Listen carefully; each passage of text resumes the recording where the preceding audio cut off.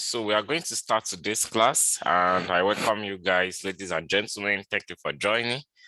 So we are going to start today's discussion. We want to start talking about visualization in Power BI. But before we start, we want to quickly discuss some concepts, some theory, because visualization is an art and a science at the same time. Are we together, guys?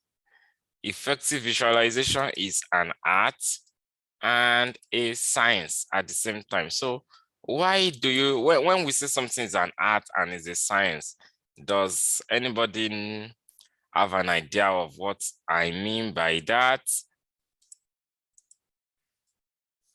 Anybody?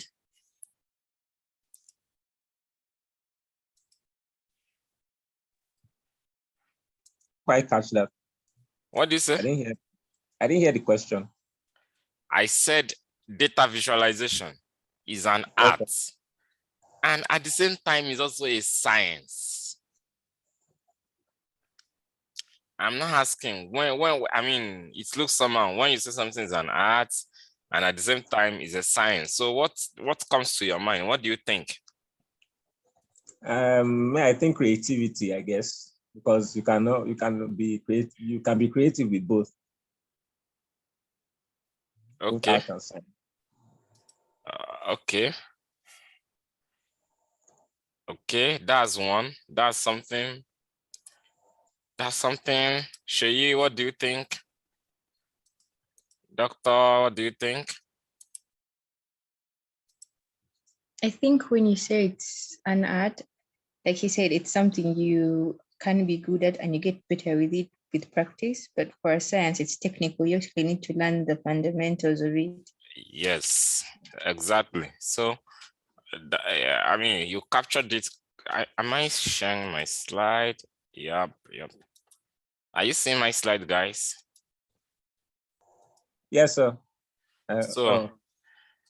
So it's an art in the sense that, okay, it's like a skill you learn.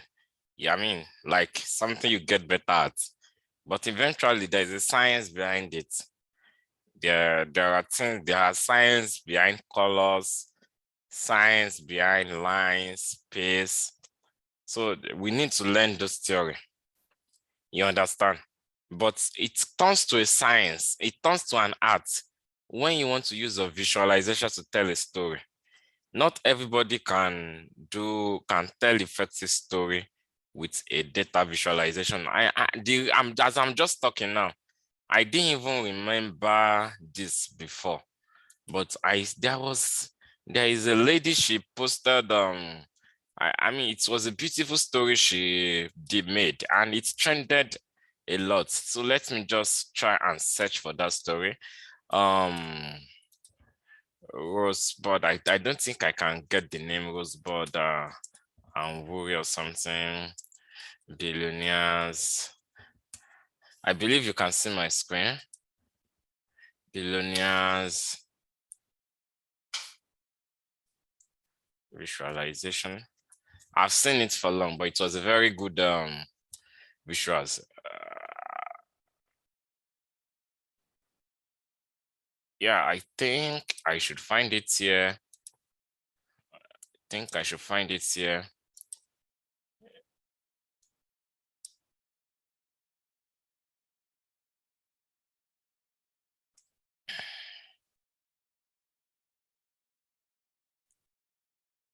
Let's see. I just want to tell you something about so she made I think is this I'm sorry, but it was a very beautiful. I don't think I seem to get it. So the post was about what makes you a billionaire, basically. You understand? Then she used the visual to tell you what makes you a billionaire. Do you guys get that? So this is it. Do you know that the Ghanaians are well educated? So now we have level of education, 54% of people. And I think this is it. So she basically used it to tell a story. So your ability to tell a story with your visual is an art. If you look at this webpage now, she's saying that, okay, more billionaires are in telecoms than any other field. I mean, as at 2017, this data is as at 2017. So a lot of things have happened between 2017 and you can see now, surprisingly, the data is even telling us, data don't lie. As at 2017, data is telling us that up to 70% of consistent billionaires are from Africa. Do you guys know what I mean by consistent? Like they are able to retain their billionaire position every year in, year out. So, and you can see now, yeah, a lot of them have bachelor's degree. You can see now, education is not a scam, right, guys? So Yes, sir. they have bachelor's degree. You can see only few are dropped out. You understand? Just 84 out of the whole sample space. You can see a lot of them too have MBA, they have PhD. I mean, we have more PhD billionaires than dropped out. So if we want to make your choice of which part should I go to, I believe you guys are seeing the storytelling part. Or doesn't it look like a story? Yes, it does.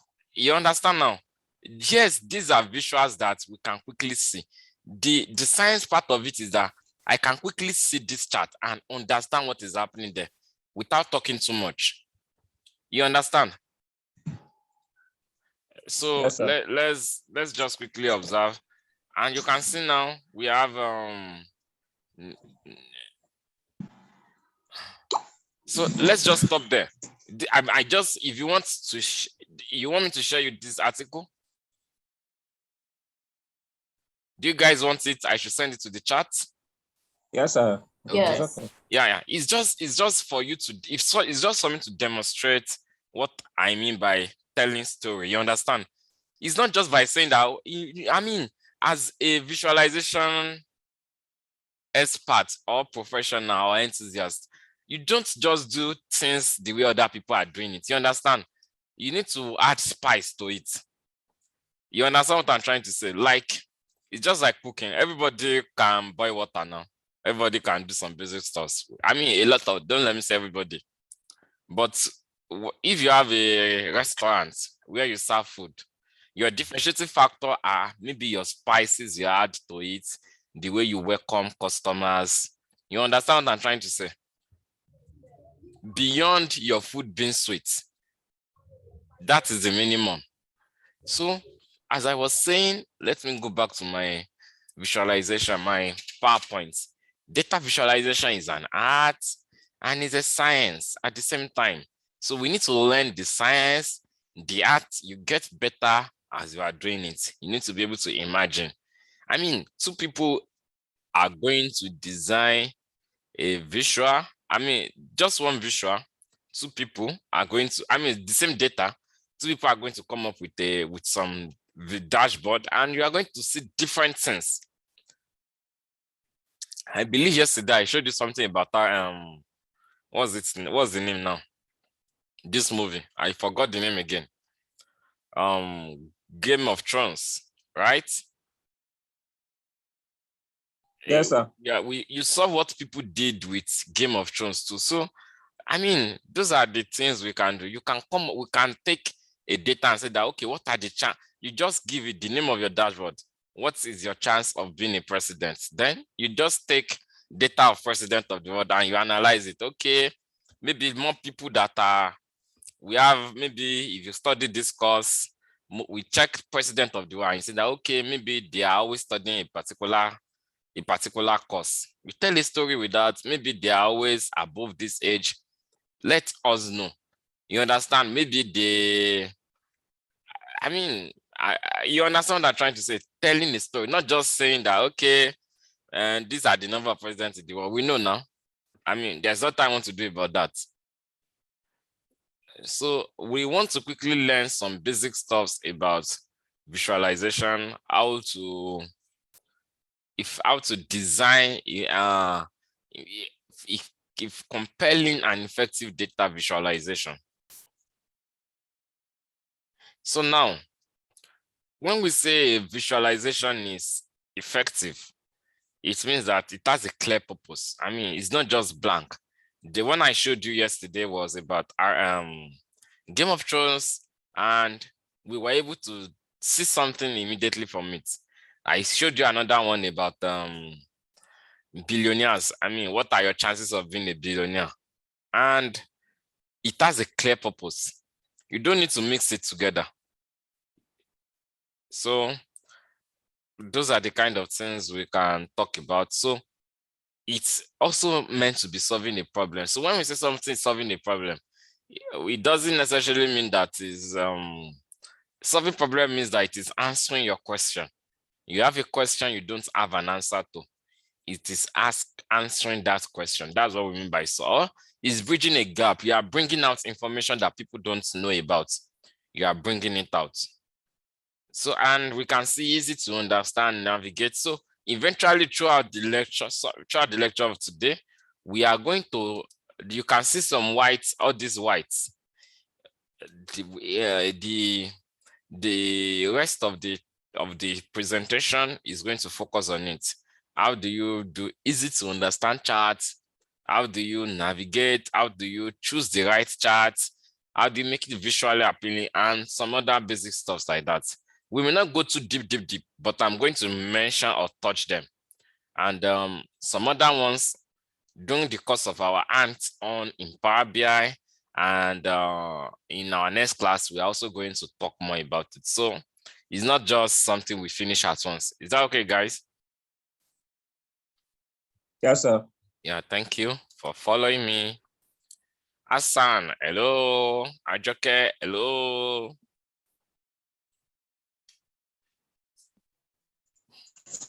Good evening. Good evening. Good evening. Yeah, good evening. How are you? It's been a while, Hassan. Yes, work stuff. Okay, well done. So now we want to go into what are the, I call it 5 C's. 5 C's for effective data visualization. So you two, from now on, anytime you see a chart, even if that chart is from Channels Television, if it's from BBC, if it's from Fox News, no matter what the place.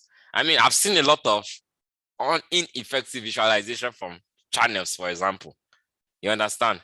And even some other global media outlets. The reason is that people just say that maybe because they are journalists, for example, and they can quickly plot charts. But there is always a better way to plot charts. You understand? We don't want to play at the minimum level. We want to play, how do you do better charts? That is our goal. You see people just making colorful charts. A chart being colorful doesn't mean that chart makes sense. Colorfulness of charts, in fact, is not a, what's this English? Is a vice, it's not a virtue. Guys, do you get that? Yes, sir. When your chart is too colorful, it is a what? It's a vice. It is not a virtue. Except in very few cases that it can make sense for you to have colorful charts. And eventually, we also want to design color. When you design charts, for example, and you use colors, you want to design for color blindedness, which means that you want to assume that, okay, I can have somebody viewing this chart that is color blinded. So do we all know what color blinded is? So color blinded people are unable to differentiate some color. I think the primary colors, right? Doctor, am I correct? Yes, you are. Yeah, they are unable to differentiate primary colors. So the primary colors are red, blue, and what? Is it green? Green. Yeah, and green. So now, which means that when you design, you don't want to use those 3 colors together in a chart. Because when you use it together, when you use colors, you are using it to differentiate that, okay, this color is for males, this color is for what? It's for females, and maybe this color is for others. You understand what I'm trying to say? Then when you now say that, okay, male is green, female is red, but you have forgotten that some people are color blinded, which means that they cannot see the difference between the red and the what's it called, and the green. But because so in that case, what do? It means that your chart is no longer effective for them. It may be effective for you, but it's not effective for your audience. Are we guys together? So colorfulness is not food. Data visualization is not food. You know, when chefs, when you see them online and they post their food blog, they always make that food colorful. It has different color, green, red, purple, and people be like, wow, sweet. And people be salivating without even tasting the food, because the food is what's colorful. But in your data visualization, you are not cooking any food though. So you don't want to use too many colors. Okay, so what are the 5 C's for effective data visualization? You want to make sure you choose the right chart type. Are we together, guys? Choose the right chart type. You also want to remove ambiguity. We are going to know what we mean by ambiguity later with examples. And another C is you want to use color effectively. You don't just use color because you like that color. I mean, color is you use it to draw attention. For example, if you have, I should not even be, okay.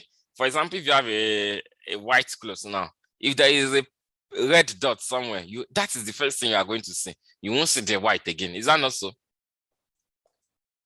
If there's a red dot somewhere, even no matter how small that dot is, that is the only thing you will see. You won't see the white, which means that I have called attention to that place where I have red. So that is it. You don't just use color that big for the sake of using. So we are going to say a lot about that. And we want to talk about clutter. You also want to remove clutter. So cognitive load means that in a particular chart, you don't want to put too much information there. Are we guys together? Because the brain, your brain is not for, how do I put it? The brain processes information, you understand? So if the information on a particular chart is too much, take note of what I said. I didn't say data. The information on a particular chart, if the ink is too much, then it is a cognitive load on your audience. You are making your audience to not really see what you are trying to say. We are going to see more about it. And you also want to tell a story with a chart. You want to add context to it. So we are going to see examples basically of the 5 C's eventually. Are we guys good to go? Good to go, good to go. Is it making sense? Is it making sense? It is. Yeah. So eventually, in fact, the concepts we are discussing now, they may look theoretical, but eventually when you even want to design PowerPoint slides, for example, the knowledge in this presentation, you can transfer it to it. Are we together, guys? Because in PowerPoint presentation is also like data visualization in a way, because I mean, except you are a lecturer that you dump too much, you know, all our university professors sometimes, they just copy and paste something inside a textbook and they put it inside here, a slide. So that's not the case. When you do presentation, at each point of your slide, there are 2 things. You always want to choose between 2 things, whether you want attention to be on you or you want attention to be on slide. So for example, if on a particular slide, some people play with animation too much in slide, and you just see when that slide wants to start, there will first of all be something like a bird. It will fly. It will fly in and fly out. The question is, that bird that is flying in and flying out, does it add to me understanding what is in that chart? Anybody? Most of the time it doesn't add. People just use animation to show that they know how to use PowerPoint. Is that not so? Guys, Yes, sir. Yes, yeah. sir. So if it is so, it is not adding. So in that case, you are already adding to the cognitive load of your what? Of your audience. At the end of the day, your audience will say that, Dimeji, you did not Sir. talk about something in your slide presentation. Dimeji will say that I talked about it is in slide 10 and I will show them. The reason they did not know you talked about it is not because you did not talk about it. It is because you did not present that place very well. Maybe you have added things you should not add. Then they did not see it because the brain we all have little attention span. So the brain has the limited information it can process. So that's why any standard presentation, even most times, is not more than 20 minutes or 30 minutes. Go and check it. Any standard presentation. That is why even in universities abroad now, what they do is, if you have a 1 hour class or 1 hour 15 minutes class, they have breaks, like 30 minutes break. After 30 minutes, you go for a 5 minutes break. Then you start again. Because the goal is what? It's for me to understand. So if I'm sitting in class, if I don't understand, this is the work of research. So this is not mouth. That is why I'm saying that visualization is science. You understand? For you to present effectively, it's a science. So it is work of research that I don't know what they call them. They did that. The attention span of people, like for people to focus on a particular thing, and for their brain to remain there, it's just between 20 and 30 minutes. After that time, the brain is going to log off and it will need to re-energize. You understand what I'm trying to say? So those are the simple facts. So let's just go through it. I'm just trying to tell us that we want to, the concepts in this slide, in our work, in data visualization, you can transfer it to what? To PowerPoint presentation. I believe a lot of us do PowerPoint presentation. Is that not so? Yes, sir. Yeah. Okay, so I have discussed something like this before when we talk about pivot table, when we design a dashboard in Excel. Is that not, can you guys remember? Yes. So eventually you want to have a plan. When you want to design dashboard or you want to design whatever, you want to have a plan. What, where, when, and why. You want to have those plans. You need to have that plan. What questions do you want to answer? Where you have to, I don't need to go over this too much again. We already know what it means. So now, let me just sorry.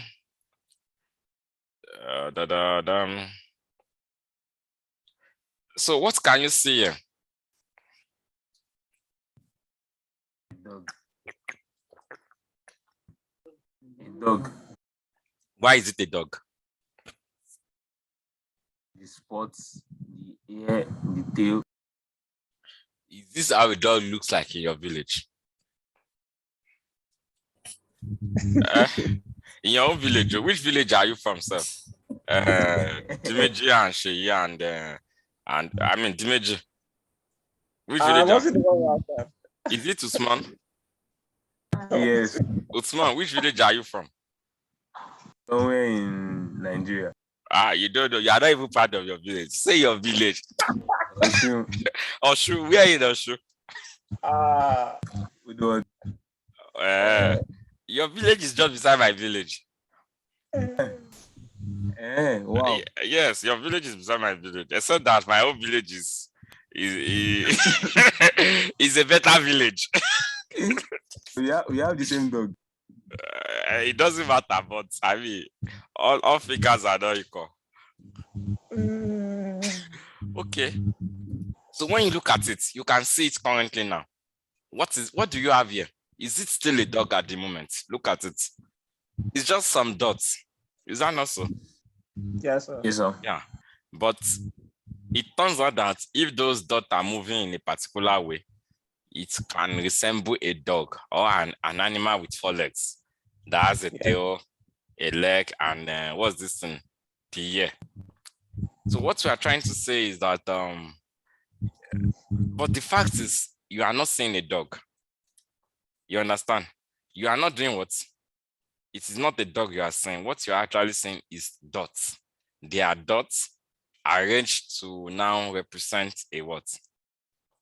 A dog. So your mind is telling you it is a dog, but what your eyes is saying is what? What your eyes is are dots. Eyes is saying dots, but the brain is interpreting all those dots as something. So that is why we have something we call Gestalt principles of visualization. You can Google it. You understand? I mean, we can use 2 hours to talk about Gestalt principles alone. So I just want to mention it briefly. So Gestalt principles are some certain principles that we use in visualization. So they are the principles of visual perception. One of them is proximity, similarity, enclosure, continuity, connection. Let me quickly talk about enclosure. When you look at this dog, is it a complete image of a dog? No, sir. No. I mean, some parts are missing, but you are still able to recognize it is a what? It is a dog. So what we are trying to say is that eventually when you do data visualization, if you remove something in your chart, and that thing you remove, guys, take note, oh, if you will remove something in your chart, and that thing you remove does not distort the meaning, you have to remove that thing. It means that it is not doing any work. Incompleteness does not mean that something is not full.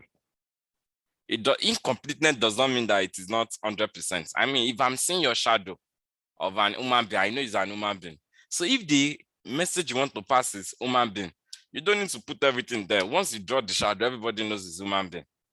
You want it to be as simple as possible. Because the moment you put eyes and every other thing, people will begin to read meaning. The eyes is not well-rounded enough. And that's not the message you want to pass. The message you want to pass is, this is the image of what? Human being, chicken, no more, no less. You understand what I'm trying to say? Yes, sir. Yeah, so, but we are still going to talk more about it. So that's just, so let's just quickly talk about principles of similarity. Let's go to Hassan. Hassan, we have 2 images here. Can you describe what you see? Describe this left and describe the right.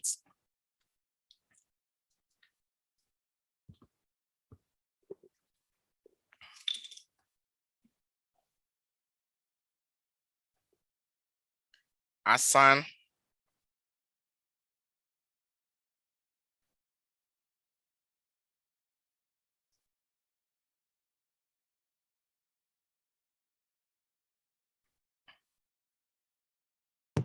Sorry, what's the question, please?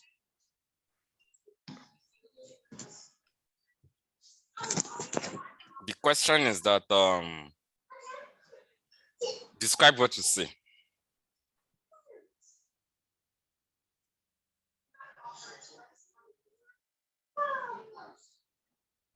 Describe what you see currently on the screen. They are similar. No, describe. You can see they are similar, but A square with colored dots in them.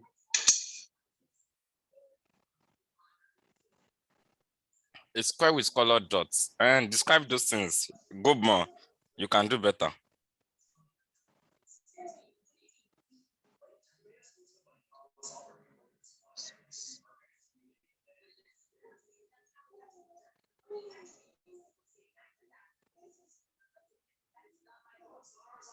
Okay. A rectangle has a white background and has a 36 dots, colored dots in there. I still want you to do better.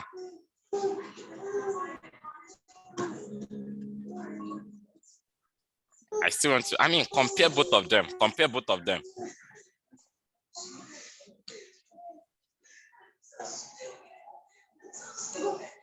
Okay, let someone else try. Uthman, give it a try. Describe what you can see.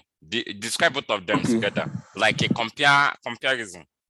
Okay, the green shapes in the first one, are arranged in an horizontal way, While the second one, I think they are in a vertical way. And this one has what are they calling it? The first one is comprised of green and orange, while the second one is comprised of green and red. So the first one is a little bit dull, like the eye, while the second one is somehow sharp and bright. Okay, but let me just quickly, when you look at this dot, the first one, maybe it's because we use different colors. So you can see now, you can see now, if we focus on you can see the green one here. Is you said something, it is arranging rows. Vertical, yeah, rows. You said horizontally, and you said it is arranging vertical. So what it means is that sometimes you don't even need a ruler, like a line to draw. If you want people to see things horizontally, the color you use matter. It's if you want people to read something horizontally or vertically, if you use similar colors for the column, people will naturally read it column wise, because that's the way the eyes. This one now, you are going to be seeing this dot as horizontal dots.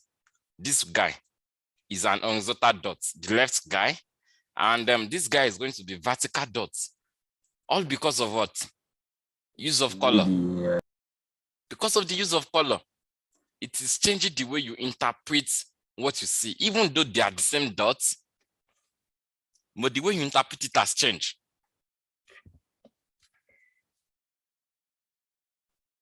Is it not? Yes, sir. The way you interpret it has changed because of the use of colors. So you are going to be seeing one as horizontal dots and another one as vertical dots. So let us check. So that is principle of similarity. If you want people to, if there are items you want, I mean, we also do it in high school now.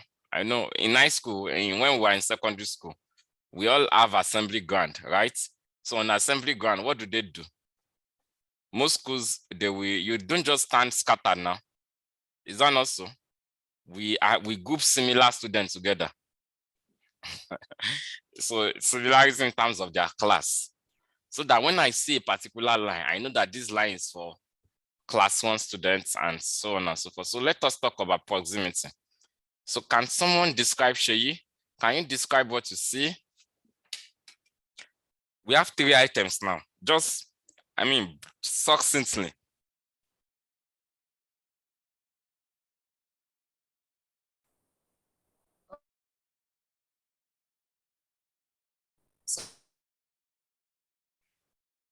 Can you hear me? Yeah, I can hear you now. Hello? Hello? Yeah, we can hear you.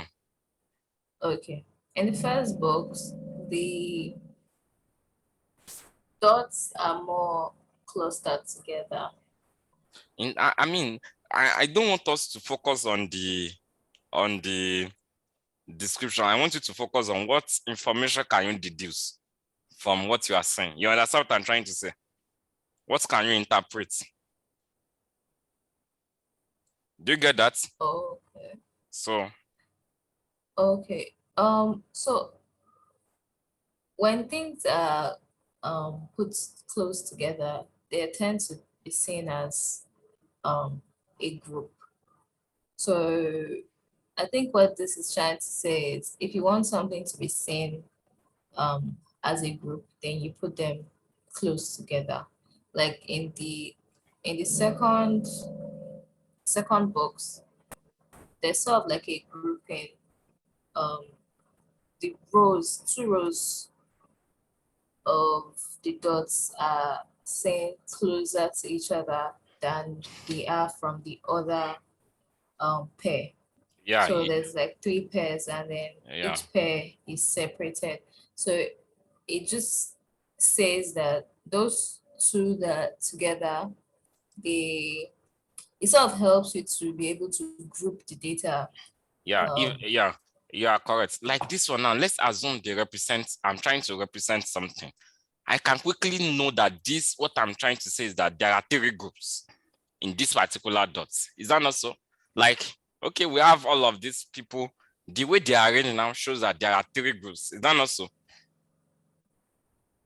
Within a group, there are also 2 groups. Like this guy is a group. I mean, the whole of this guy is a group. This is another group. This is another group. Without talking, we did not add any text to it. That is what you're able to interpret. And when you look at proximity again, this guy, when you look at it, I just have one question for us. Are you seeing these dots as rows or as columns? Rows, Why? because they are separate from each other. I mean, the ones in, look at this guy and this guy is separate from each other too now. But Why are you not the seeing it as space, rows? Yeah, you understand now. You can see what space has done because the space between each row is more. You understand? This space is more than this space. It's more than this space. It is making you to see everything as a row. You understand, as a row. Remember, it is just proximity, like we have not used different colors. And we are just seeing everything here as a group. But this year we have 3 groups, and this year we have what? We are seeing everything here as columns, columns, columns, everything here as rows, rows, rows. So you can see that these are hidden things, that simple principles you can apply, that you don't need to talk. You don't need to tell people that there are 2 groups, there are 3 groups. They quickly see themselves just because of the way you arrange stuff. So that's so we've talked about proximity, similarity. So let's quickly talk about so you can see what I have here now is what I was trying to say. Like you can see this red now. Whether you like it or not, your attention is on this place, on the red. Is that not so? So Yes, sir, sometimes, yeah, you want to say something? no, I say yes, sir. That was the first thing Yeah, I saw. that's the first thing you will see. So now, sometimes if you have a chat and you want people to see something first, it's very easy. Like if I go to Power BI now, where's my Power BI? And I want people to, let me just quickly demonstrate. I want people to see, I have a column chart like this, and I'm going to have, let's even have state, and we have sales amount. Okay, let me change it to,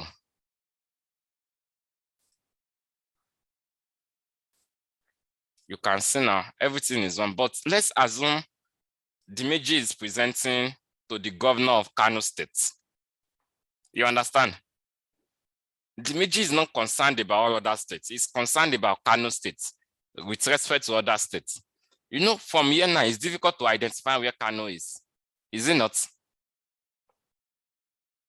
Yes, sir. Yeah, what the Meiji can do is this, very easy. It's just going to change the color. It's going to change this color. It's going to do something like this and change the color to something like this. Okay, let's use a more. Just hold on now. And we have show all, and it's just going to come over here. Where's Kano? Kano. And just do something like this. Or we can use a more brighter color. I think this is okay too. So when you see this, is it not easy to identify where Kano is now? Hello? It is. Yeah, you can see the simple thing we did. It means that we want our attention to be on Kano, that okay, yes, these are the revenue generated from all other states, but our attention is on Kano now. We want to discuss Kano. So it really brings the attention. That is our point of interest. So you understand now that you can see the way. So to apply those principles, you just only need to be doing simple stuffs. So which means that you don't need to talk too much. You understand? You don't need to always talk too much. When people see this, they quickly know this. Okay, this is where Kano is. Are we guys following? Are we guys learning? Yes, sir. Yes, sir. Yeah. So that is about focal point, and it is also about it's about similarity too. You understand? So and it's also a bit of context. I was talking about context here.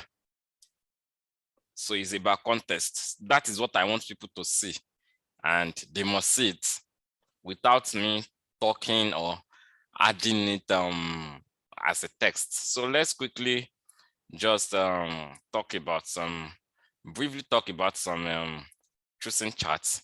And I also want I'm going to send a link to us. There are two guys, it's not a digression anyway. So when we come online, there are two guys, SQL BI. These are like, they are like, what do I call them now?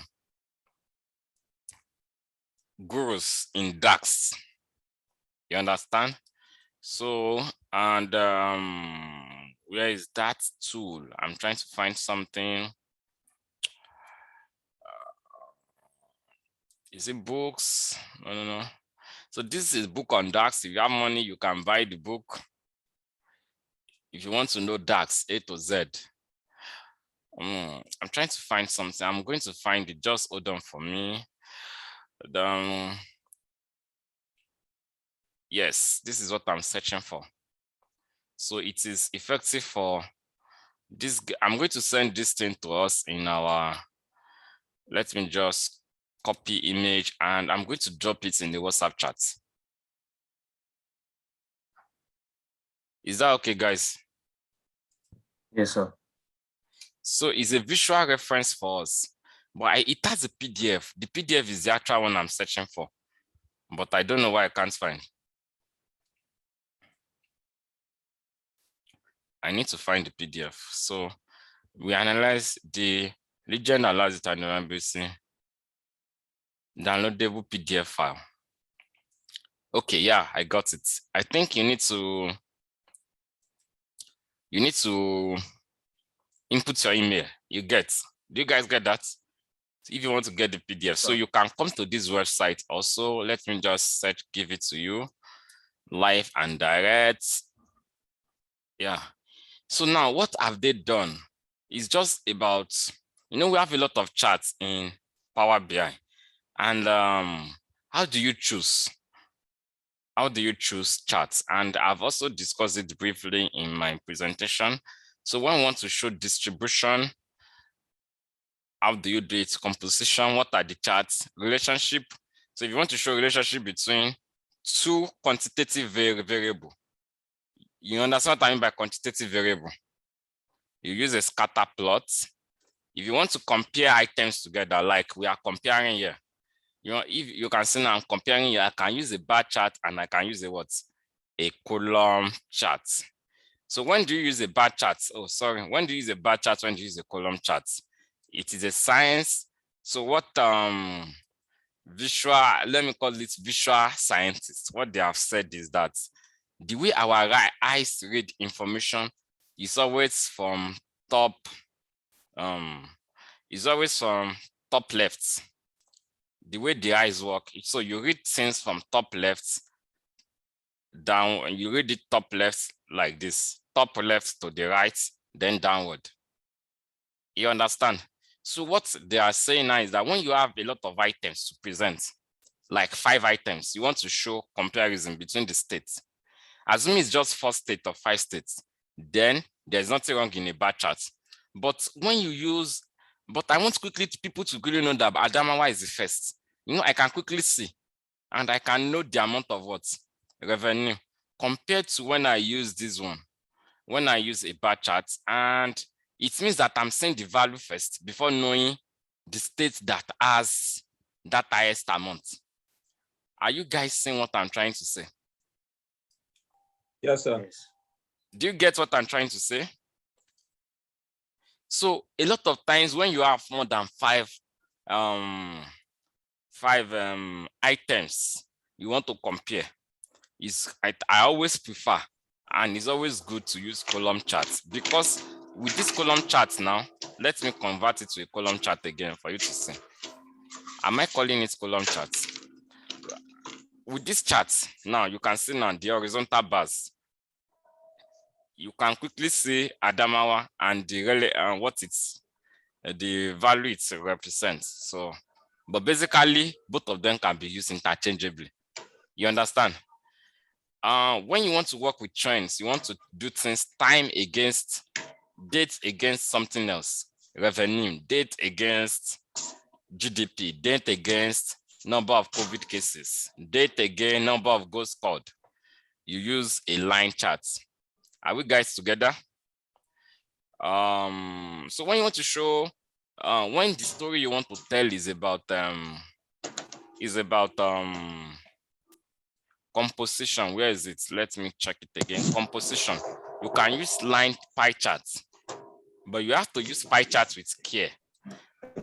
So when you want to use composition means that you want to show the past in terms of percentage share. So this is what I mean.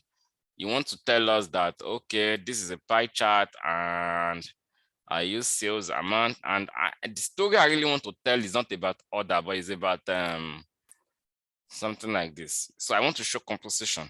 You use a pie chart. Are we together? And so I can quickly know that, okay, 59% is standard class. But when we compare a pie chart to a column chart, for instance, and I just want to show us something. The same data, we want to do sales amount against what's it called now? Against ship mode, right? Where's my ship mode?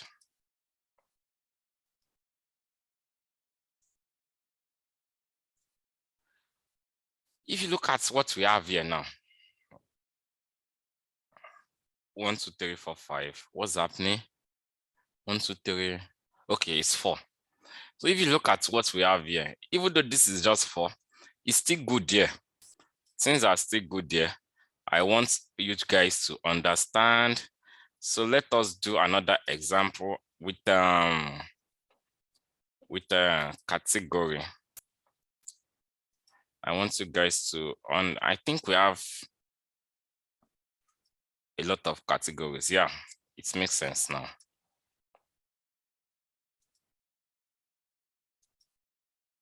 So now we have this and sales amount.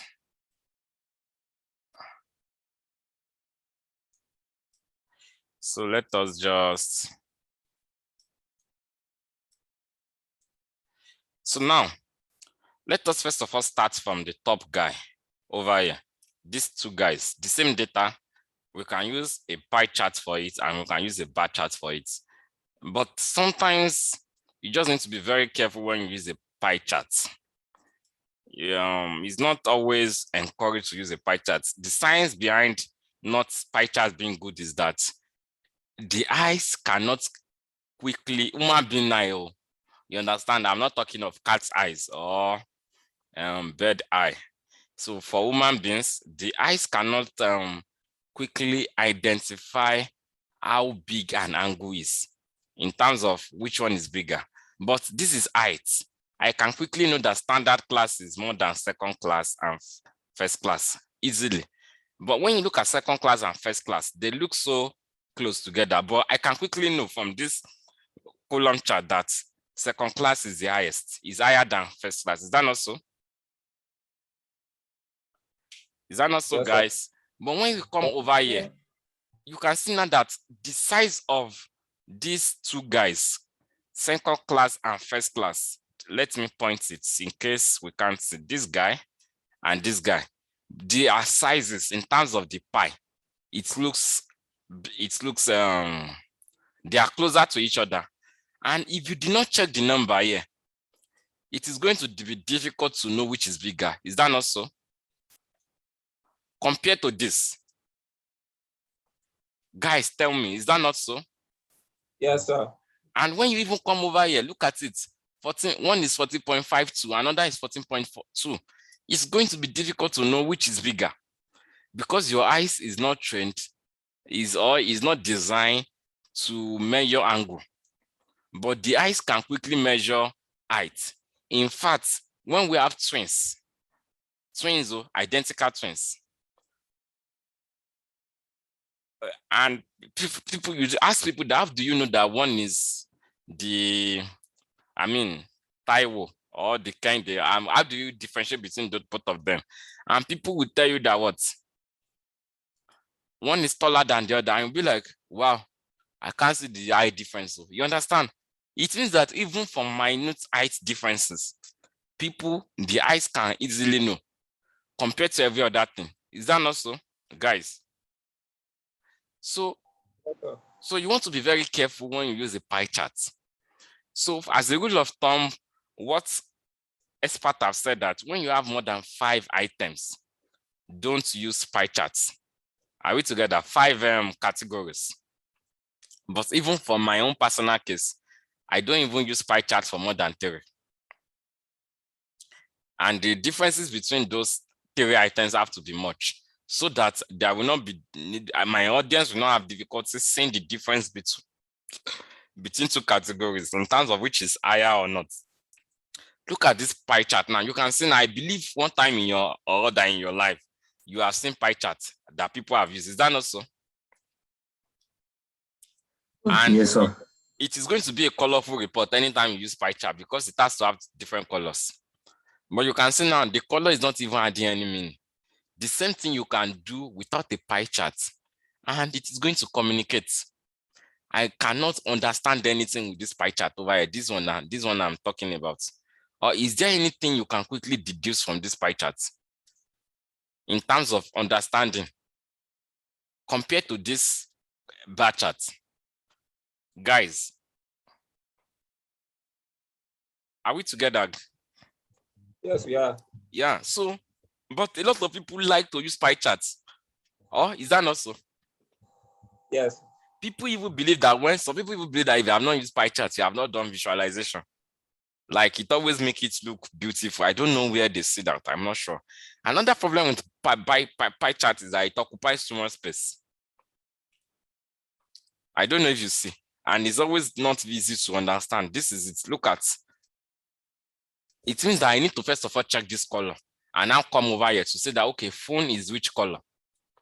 So it's not easy compared to when I use a bar chart. Although there are simple tricks you can still use. So some people can do like this and come to format and come to data labeling, and they change it to all data labels. You can see now.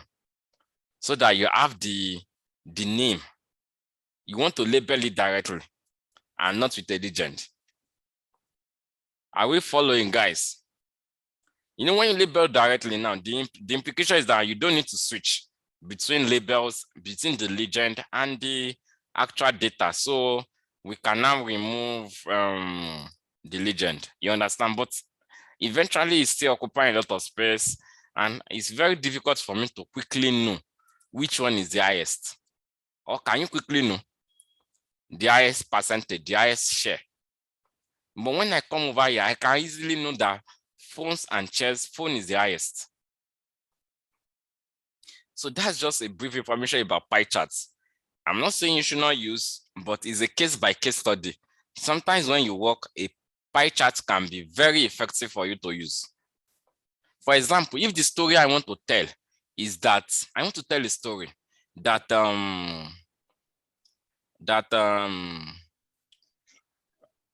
okay, let us change this ship mode to, let us change it to purchasing channel. Where is it? Channel, purchasing channel. You can see now a pie chart is not effective for this particular purchasing channel. Are you guys seeing what I'm saying? All of them are close to each other.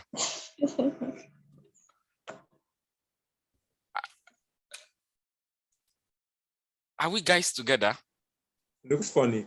Yeah, it looks funny, but some people are going to present reports like this. That is why using data visualization is not about must do. It's about each case you are analyzing, you look at it, which is the best to represent this. Because I cannot quickly know which one is the highest. I mean, they all look the same as the same percentage. But if I want to tell a story that we should focus on, for example, okay, I don't want to talk too much, but I just want to tell a story that we should focus on mobile app. So what I can do to this chart is this, you will see. Remember, it's a story I want to tell. I'm just going to come to data colors. I can give all of them, I can just say that mobile call, I can just say, maybe we just launch a mobile app and I want to tell the CEO that, okay, our mobile app is doing fine. So I can do something like this. We just categorize all the other items as the same and say that, you know, that now the eyes can quickly see what hold on, and I can there's still something to do.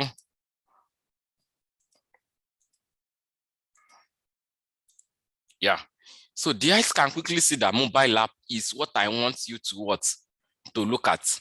That is the story, but eventually pie chart is still not effective for this particular case. Are we together, guys? Yes, sir.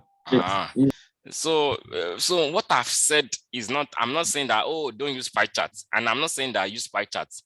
The data determine whether you will use what pie chart or not. And if your data is going to update, you have to be also very careful when you use pie charts. For example, I could have used pie charts for my, which one did I do the other time that I used pie charts for? What's it called? I think it's a category, right? Yeah. No, it's not category. You can see now, category 2 is also suffering from the same problem. I cannot quickly, without percentages, without labels, can I quickly know the difference between the 3 categories? Which one is bigger? No, sir. It's very difficult, but if I just change it to a bar chart, it is easy to know. So everything I've said about pie chart also applies to a donut chart. You understand? So I don't need to repeat myself. Is that okay? I use something, I'm trying to recall. I used something the other time. Is it segment? There was one I did where, okay, let's just use segment as the example. You can see this segment now. A pie chart wants to look effective in this case because what? I can quickly see that consumer is higher than corporate and home office. But you need to be very careful and ask yourself, is your data going to update? Which means that if your data is going to update in the future, what is the implication? Does anybody know the implication?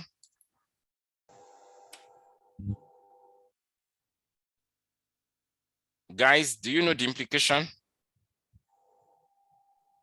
Well, it will change. Yeah, if it updates, this guy can change, this pie chart can change. And if it changes, it can change to something that is not what? Effective. You understand? So you can see the a lot of process that you think before coming up with a chart. It's not just to click that, oh, I am in love with pie chart. No, don't be in love with pie chart. Oh. You understand? There is nothing like that. You need to really be that, okay, is it the effective visual to tell the story? Sometimes a table is all you need. Sometimes a text. You understand what I mean by text? Just simple text is what you need to communicate to your audience. I think I've talked well about a number of charts. So you guys should check this thing from what's it called? I think I should have it on my computer self so that I can show you, so that you guys can understand it. But I don't want to download it again from email. Okay, maybe I should just show you from here. So what these guys have done, Marco Russo and Alberto Ferrari, they are in their what's the name now? Italians. So you can see now when you want to do change over time, they said you should use what? You should use what? Line charts. Line chart. Yeah, these are the first three ones that has like something like a green, a light green background is effective. Everything that has white background is you may use something like that. You understand? Oh, is it you may use or don't use? Let me check. Let us check. You can see now, recommended is the one that has green, something like a light green. Then all those ones that have something like a better alternative. Then everything with a white background is what? Don't use. So which means that over here now, you can see all these whites. When you want to do change over time, never use them. It is not effective to use. Are we guys together? When you want to do comparison, you understand what they are trying to tell us. So I think it is very informative. You should go through it yourself. And there is something about built-in visual, certified visual, and required visual. What does it mean? When we come to Power BI here, are we guys still together or is boring? Yeah, yes, sir. We're together. Okay. Are we learning? Yes, sir. Yes. Because what we are doing now is not about Power BI alone. You need to think about it. Even when you want to do presentation, you want to do a small chart in Microsoft Word, you are writing a school project, you want to present a report to your boss, you want to, I mean, a lot of people work, there is no industry that doesn't work with data. Go and find that industry. There is no industry that exists that doesn't work with data. The only thing is that the way people work with data is different. And some people work with data so much that they don't call them analysts, but they have another name. But they are analysts in a way.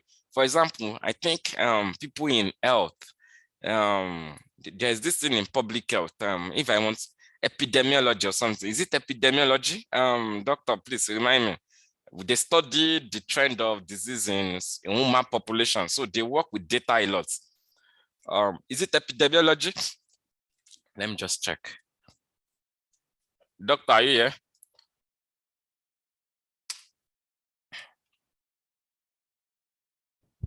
Yes, it is. Yeah, you can see that. So they deal with incident distribution. So these guys work with data a lot. They are the one that determine whether you should use mask or not. You understand? So whether you should stop using mask or not, or whether mask is working or not. So things like that. So, but people don't call them when you even go to NCDC website, for example, they have a live chat or something, but don't let us go there now. So let me just quickly tell you what we mean by certified charts. So you can see some charts here, guys. Can you see some charts here? Yes, sir. Yeah, these are the visualizations available by default from Microsoft.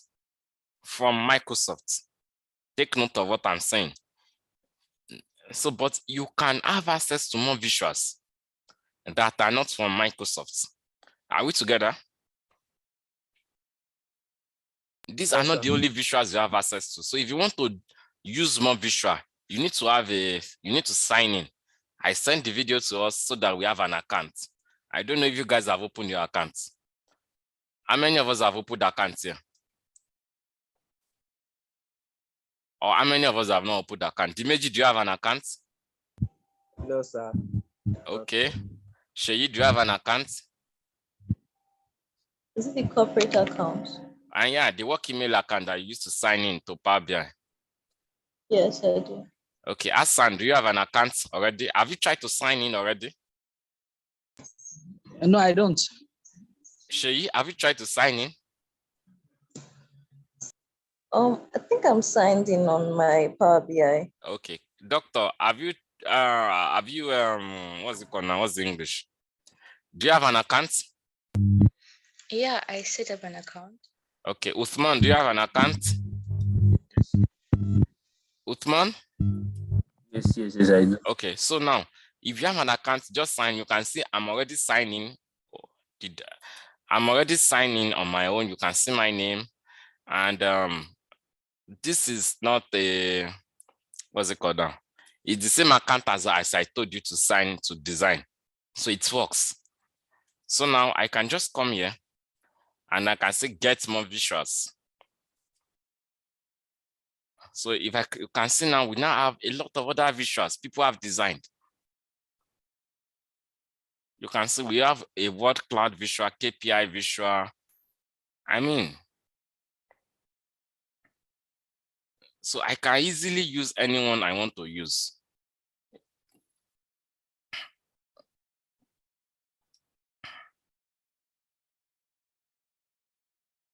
So let us just try and, okay, maybe I should just this a visual about time. What did I click on?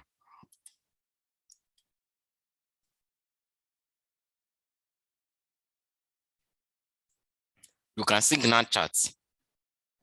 People that design Gantt charts, we know what it means. I'm trying to find something.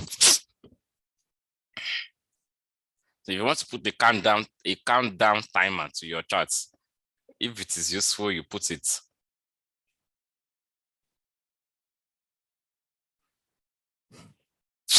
Okay, let's find something else.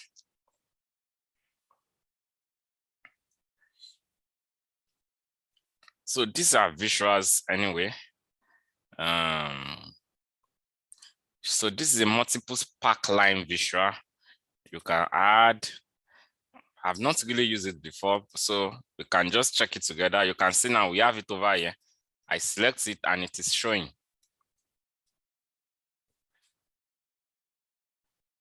What's happening? Okay, let me remove and bring it back again. So we have it now. What's happening? So these visuals that I showed you, they are visuals designed by developers and they upload to like a Play Store. Like, you understand what I mean by Play Store or something? It's just a similarity. So for you to use, I don't know why this guy is not moving. So I can now begin to say that, okay, what is the category I want to show? Let us bring segment to category and bring time to axis. I hope it works. Axis, and we show sales amount in values. And we can bring sales amount again to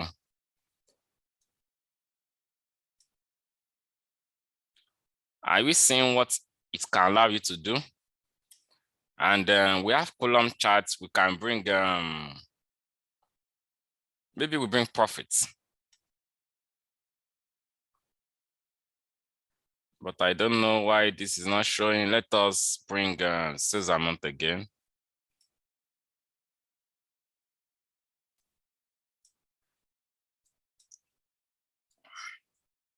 We can change this axis to month. So can you see what we have now, guys? In a single visual, there is no visual you can use to do this at the moment in Power BI. Are we together, guys? Yes, sir. So you can see now. But what this visual I think is okay. We can see bar chart now. If I want to put a bar chart in the same table, I can now go to where is it called now?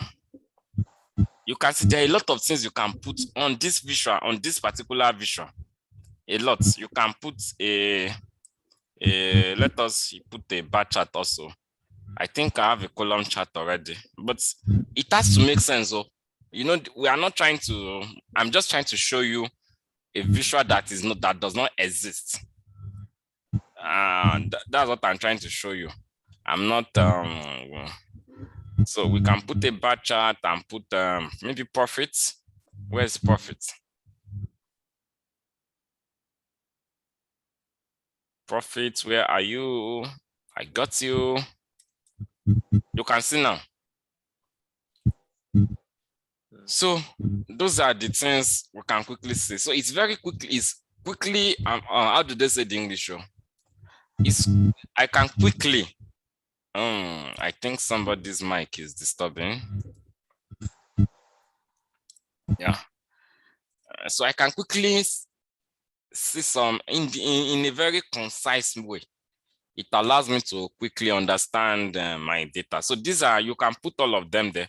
But what you should take note is that this custom chart, this that I have brought here, it is only for this Power BI project. If I'm doing another project, for example, if I open another, where is open new, I'm trying to find, okay, let me just do Control N. And I open another Power BI report. It is not going to have that, I need to go to custom again. Let me show you what I'm trying to say. This is another untitled project now. You can see another untitled project. You can see it does not have that multiple spark line. Does it have? No, sir. If I want to use it, I need to get more what? More visual. So that's that about that. And I encourage us, let me go to get more visuals again. I need to tell us this because it's important for privacy reason. Anytime you want to use a custom visual, always use the one that has this. Can you see this blue tick? Yes. Don't use those ones without blue tick. I mean, if you use them, you may be using them at your, what's the English now? Risk. At your risk, yeah, thank you. Because it means that they have not been certified by Microsoft. Being certified by Microsoft doesn't mean that it is Microsoft that designed it. It only means that they have said they have approved it for use. Is that okay? Yes, sir. So I encourage us to, if there is no alternative you can use, but it may, because you don't know what they have programmed there, and I don't know. I mean, you know, people have different goals these days. So we need to be careful. Is that okay? Yes, sir. Okay, so let's continue with our work. You can see we've not even started visualization. Oh, have we started? Someone. I didn't know we started. So we are here. So now I have discussed about pie charts. So pie charts are bad. Pie charts are not very good. Don't let me say bad. So in this case, it's not good. And you can see now, some people now, they will use pie charts, especially in Excel. They will now say that they want it to be more beautiful. What do? They will change that pie chart. That pie chart is already effective for that data. They will now change it to what? A 3D chart. You know, we said pie chart is not good. A 3D chart is even worse. Look at this data now. Can you see now that 21.7, this green one, it is bigger than all these other ones. But the way this 3D chart makes it look like this guy, this, I don't know this color. What's this color? It made it appear like this color is bigger than this. So you have to be, you don't use 3D plot anywhere, whether it is a bar chart or a column chart. Don't use it. There's Excel guys, people that design charts in Excel. This is for you. So one of the most underlooked charts is underlooked data type, chart type is no chart at all. There's a particular chart called what? No chart. Guys, are we together? Yes, sir. I said there's a particular chart called what? No chart. No chart. No chart. So whenever you have just two items you want to compare together, maybe like male and female, male is 40%, 60% of the females are doing better. I mean, that's just it. You understand? You don't need to talk too much with charts now. I beg. So look at this data that I have over here. Look at this chart that I have over here. I can also represent it. This is a children with a traditional stay-at-home data. So we have in 1970, 41%, and in 2012, we have 20%. I can use a simple test to represent this data without using a chart. No chart. So do you guys want to see? Okay. I mean, is that not what we are trying to say? Yes, sir. So the same thing. They are trying to say the same thing. No? They are trying to say the same thing, but you can see. So every time is not about charts. Every time is not about what? Charts. So sometimes you just need to do a simple test, make it big, use color to differentiate what you are trying to say. You understand? So this simple test can still be done better. Like this 41% in 1970, I could have given it another color entirely. You understand? Like maybe this type of color so that the eyes can quickly go there.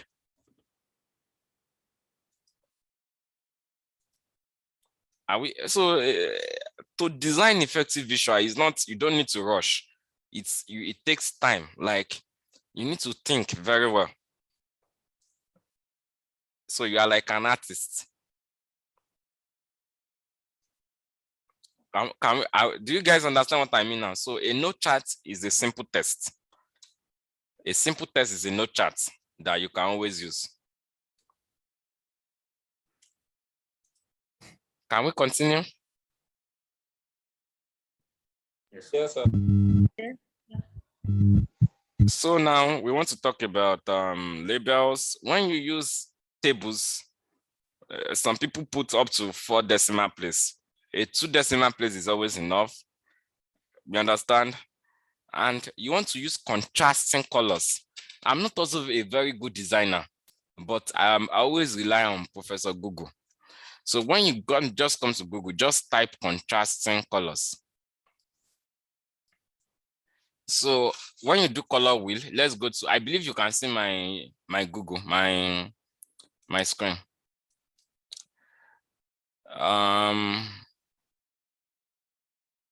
So basically, let me first of all start with the color wheel. Where is the color wheel now? So with this color wheel now, colors that are close together in the color wheel, they are what's it called now? I think supplementary. They are supplementary, yeah. They are, I'm trying to recall the name. Does anybody know the name? So you can see now, look at this color now. Can you see yellow, yellow? They are close together. So you don't use them together in a chart. Are we together? You only use colors that are opposite each other. Colors opposite each other are what? Are contrasting colors or complementary colors. Is that okay? Yes. Guys, is that okay? Yes. Yes, sir. Guys are tired.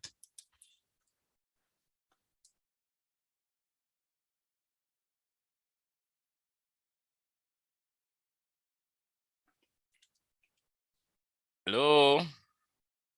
We are here, sir. We are here. Hello? Hello, we can hear you. Hello? Hello.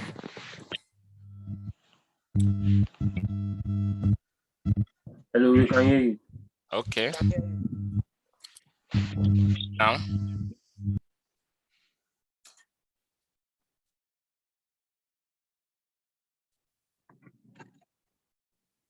Hello?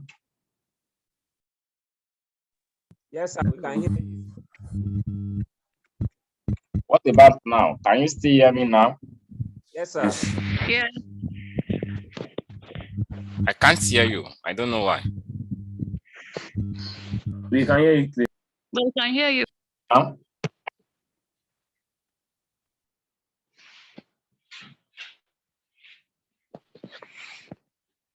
Hello. Hello, we can hear you. Yeah, thank you. So you understand what I'm trying to say about contrasting color now, right? So you Yes. use contrasting color. So when you want to do charts in terms of background, you can see I was trying to talk about background here. Where's my slide? You can see now, look at this table now. A black and white is always the best, but sometimes it always looks too dry. So you can spice things up. You understand? By using contrasting color, you can see this guy is not a contrast. Black and green, they are very close to each other. So you don't want to do that.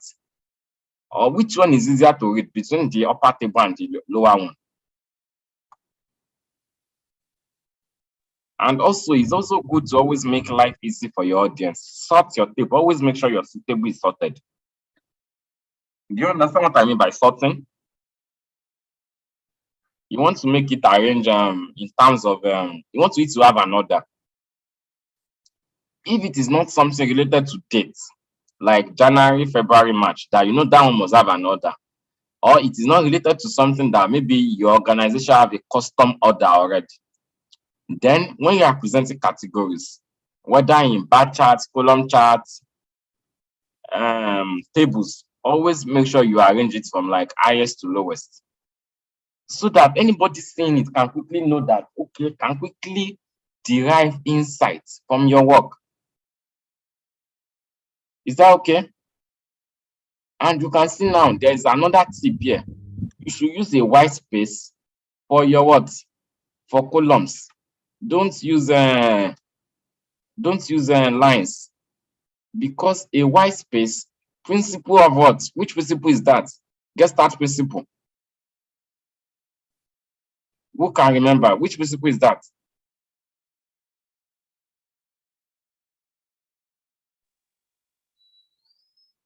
Is it Gestalt's principle? Yeah, there is one of them. You know, we have principle of similarity, proximity, Yeah, closure. proximity. Yeah, so thank you. This is principle of proximity. Because the moment you use line, you're adding information that to what your audience are going to be saying, and they are causing information overload. So now, again, you have to be ethical when you present data. Don't lie. You understand? Data analysts are like, I'm sorry, if you're an accountant in the house. Is there any accountant in the house before I talk? Yes. Oh, I'm sorry. But I will say it. But when you see me in Osun State, don't fight me. I'm not even in Osun, so that's 1-0 already. So accountant and analysts are like accountants, you know. If accountant want to lie with numbers, they know how to do it. They know where they will put. They just go and add it in miscellaneous. Others, is that not so? Or they will just the gifts that you know, if you see any organization that is doing well, like maybe the CEO or the company, they dash money out. They are not doing it because they like you. Usman, is not be so. They are not doing it because they like people. They are using it to save costs. You know, organizations spend money to save costs because at the end of the day, that money they will go and put it in, what do they call it now? Corporate social responsibility. So Yes, sir. they will deduct it from the tax. So they will pay less tax. Is that not so? True. So if accountants want the company to appear profitable, they know what to do. If they don't want it to appear profitable, they know what to do. They can just change inflation rates. Is that not what you guys do? Usman? Yes. Yeah, you can see now. He's not denying it. So thank you, you are not denying it. But whatever you do, you have to be very ethical, which means that there are standards you follow. So I'm not trying to yab accountants. Some of those things they do are actually professional. You understand? There are policies behind it. I mean IFRS, or what do you guys call it? Yes. Yeah. So there are I'm just trying to joke, but sometimes it could be very unethical, right? Yes, true. Yeah. So also the way you present your data can be very unethical. Like in this case, what can you guys see? The same data, different insights. So the lesson here is that when you use a bar chart, always start from 0%. Because when you do start from 0%, look at, we started from 35% here. And it made it appear that 2020 is far higher than what 2021. Is that not so? Meanwhile, they are very close to each other. One is 40% and the other is maybe 37, 36%. But because I've started from 35% here and I started from 0% here, what has happened? The insight I derive is different. And in fact, there is I think, yeah, look at, this is Fox News. Look at what they publish. You understand? Fox News, they publish a data like this that started from 34. You know, a lot of people are not going to what? Are not going to check the axis label. You understand what I'm trying to say? People, because at the end of the day, this is a TV show that people that they are not going to spend more than 5 seconds on this screen, which means that people will just say that in fact now everything has just reduced now. They will know that it has not reduced so much. Do you guys get what I'm trying to say? Yes, sir. So at a glance, you want people to know, to derive the key insights from your data. And you don't want them to derive what is wrong. So this is, I plotted this myself in Excel, but this is an actual screenshot of a TV screen. You understand? This is Fox News. I have a lot of images on Fox News that are, but I'm not showing today. So now, we just want to quickly go through a case study together. We have a data like this, North Central, Northeast, and others. We want to look at the best way to represent it. This data has been represented like this. Your job as the analyst now is make it better. So starting from Ajoke, what are those things we can do to this chart to make it better? The chart by the right-hand side, based on everything we have done today.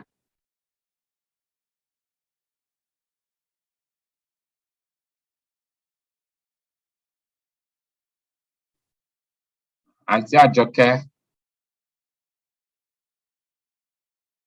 I'm here. Yeah, answer me now.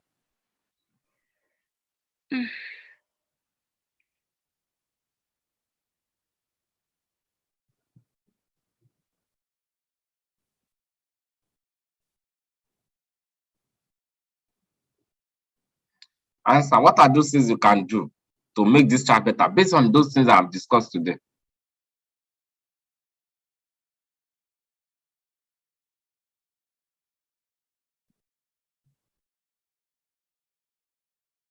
You have to say something. Everybody is going to talk.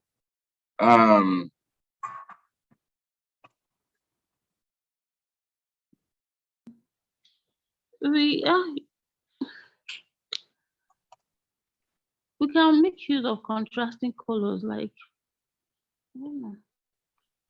Okay, contrasting color. Let's take note of that. Dimeji, over to you. yeah, thank you. I'm still coming back to you. Don't take me. Dimeji, oh yeah, you are the next. Okay, we can sort them. Okay, sort them. Okay. Any other things? Okay, it's okay for now. Doctor, you are the next. Sheyi should prepare next. Usman next. If someone has mentioned what you want to say, you have to say your own. You have to say another. Okay, so you spoke about taking things out of 3D. Okay. And then if it's okay for now. We are coming back. Just keep it. You understand? Sheyi, over to you. What's next?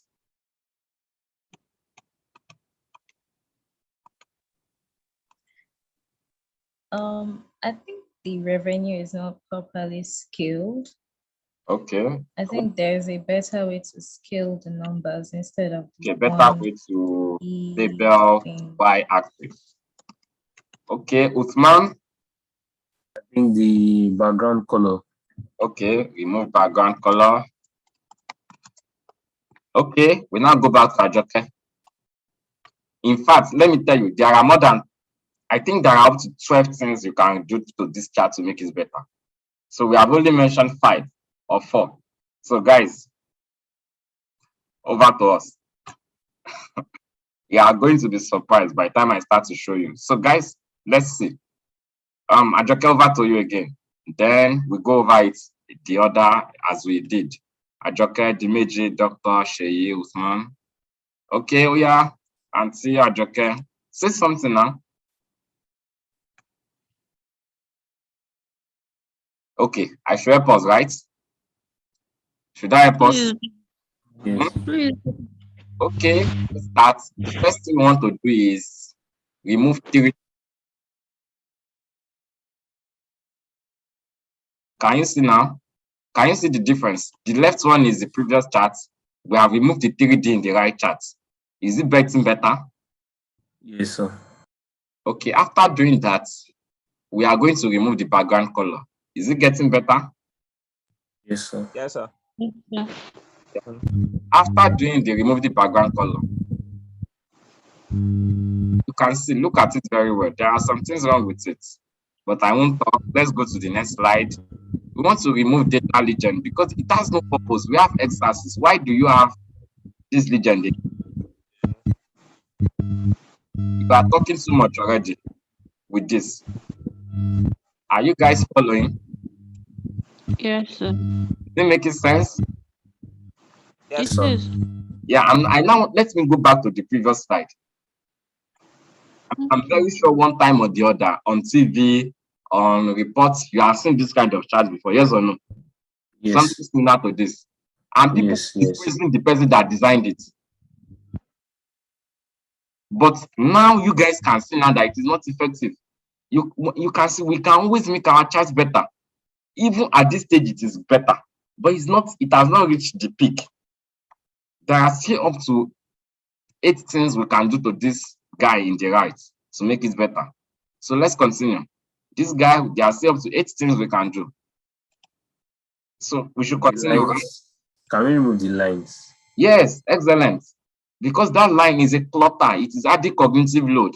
Your line should not compete with your data. So there is something, there is we call it let me just write it for us. What's the name now?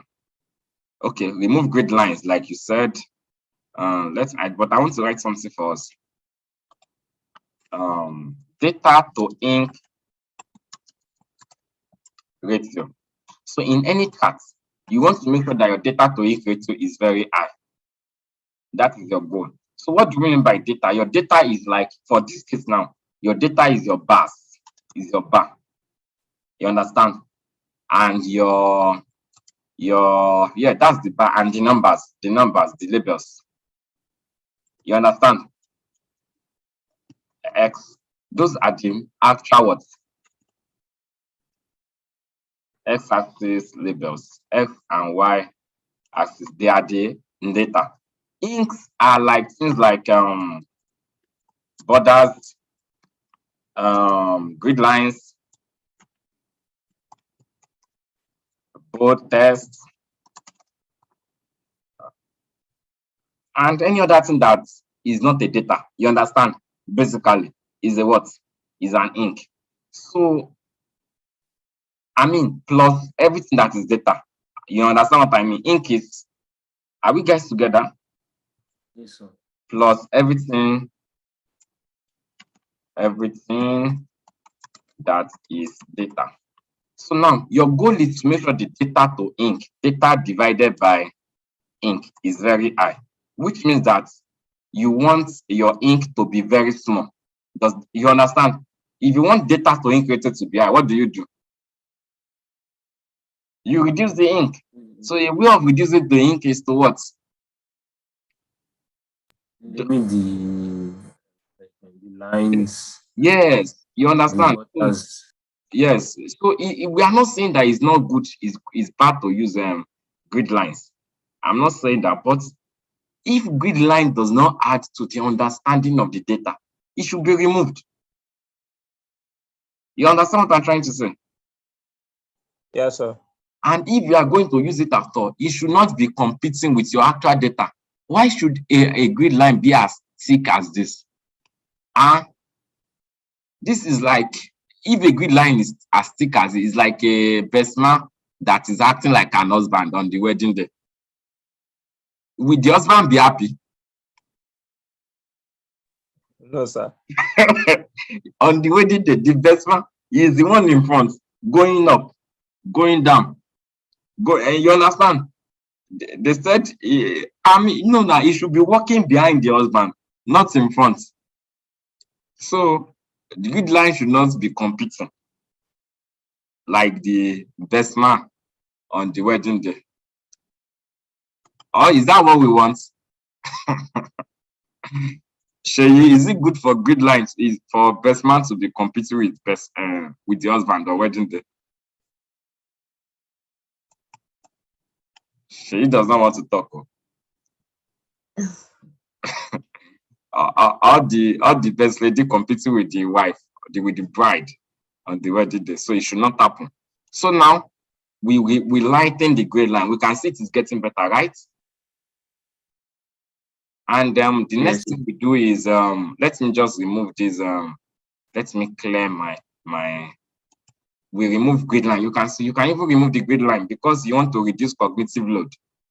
So I believe you guys have understood what we mean by data to ink ratio. So now, Yes, sir. there are still some ink that are too much in this chart. For example, look at your labels. They are in bold. I don't know if you can see it. They are all bold. Why bold? That is like a best lady that is want to be acting as the bride. No, it should not be bold. It's not the data now. It's not that important. Without bolding it, we can see it. So first of all, we want to remove borders. I believe how to show you borders. Okay, yeah, there is a border. Yeah, you can see, and you are going to see it now. If you look at this chart very well, look at it, guys. Can you see a border, a black border? Can you see it? Yes. Can you see that we don't have that border here? It is also an ink. Is an ink in your because it's not important. Again, we want to do what? Remove cognitive load. Remove unnecessary elements. It makes your data to stand out more. You to compare these two, one must stand out better. Just compare it. But these are things we see every day in newspaper, in TV, on reports, financial statements, project work of students, researchers. So let's continue. We reduce the colors. I mean, there is no meaning to this color, to the different colors. Is there any meaning to it? So you can see now we have even done two things over here, because you can see now the labels here are bold, the X and Y axis labels. And when you get to, you can see they are no more bold. Is that not so?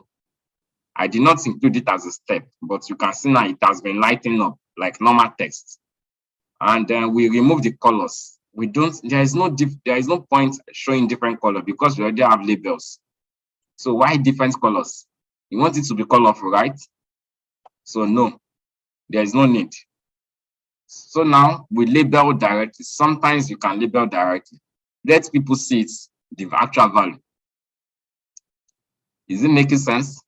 So the moment you label directly, you don't need your y-axis again. Is that okay? Yes. Yes, sir. So, but if you choose to not label directly, you can do something like we have in the left. I think I jumped that step. You can see now that I've done 3 steps that I did not add. What are the steps? Remove y-axis bold, x-axis bold. That's 2 steps. You understand? I did not add it to this number of things we will do. But when you come here, you can see we have changed the y-axis here. Revenue in billions is better than this exponential raised to power 10. I mean, it's only engineers or scientists that know the meaning of this. Is that okay? Yes, sir. Anybody that sees this revenue in billions, they know that this is 6 billion and things like that. So, but instead of this stuff, you can even label directly. Nobody's going to say it's wrong. Is that okay? The only exception to you doing things like this is if you want to present your work in a place where there is a standard already. Is that okay? If there is a standard, like the people you want to submit it to, there is a way they want it, then you have to do it. But eventually, you will see that a lot of things we have talked about is going to align with their standard. Do you guys get that? Yes, sir. Okay, so we label directly. It makes it easier to what? To read. Then you can add the context to it. Maybe you want to emphasize Southwest. So you just lighten other colors and bring the other colors out. And when you use the bar charts or your column charts, the space between your bars must be less than the how to call it now? The space between your bars, the gap, must be less than the width of the bar. Is that okay? Yes. Is that okay, Yes, guys? sir. The Yes, space sir. between the bars should be less. What is the goal? Your goal is you want to do what? Increase data to ink. You know, the moment this is less, it means that your data that is on top, denominator, or is it numerator, I mean, is going to be higher. So that the result of your data to ink will be higher.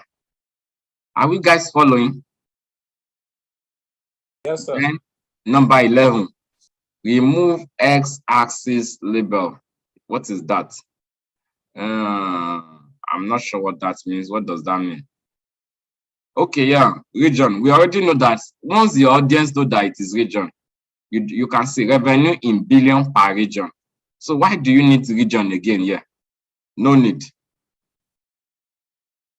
You know, these things that we are not trying to do secondary school work. You know, in secondary school, they say you have to put text label, Y label, all those things. In my secondary school mathematics, that also. But this is, you are trying to present effective data visualization. You already have revenue in billion per region. Why do you now need region? Anybody saying this already knows that this thing is region. It cannot be any other thing. It can't be state. Can it? No. So just remove it. And if you know you want to keep it there, just put revenue, like plot of revenue or something. So you don't need to talk twice. At the end of the day, you are reducing cognitive load on your audience. So, and we sort it so that it is easier to what? Comprehend. And you can see now we have done 12 things plus 3 things I did not add. That's 15. Guys, do you get that? You know, Yes, there sir. are 3 things I did not add as part of the slide. So that's 3 plus 12, 15. And you can see now we have moved from this guy to what? So less is more attractive and what? Impactive. Or is that an English like that? Yeah, impact, yeah. Is that okay? Yes, sir. Yes, sir.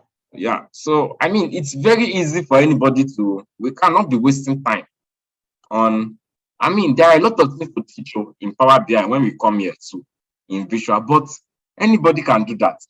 But not everybody can know some certain principles. That is why we are spending a lot of time on these things. And I believe you guys, next time you are doing any visualization, I know a lot of us have done visualization in the past and we are still going to do.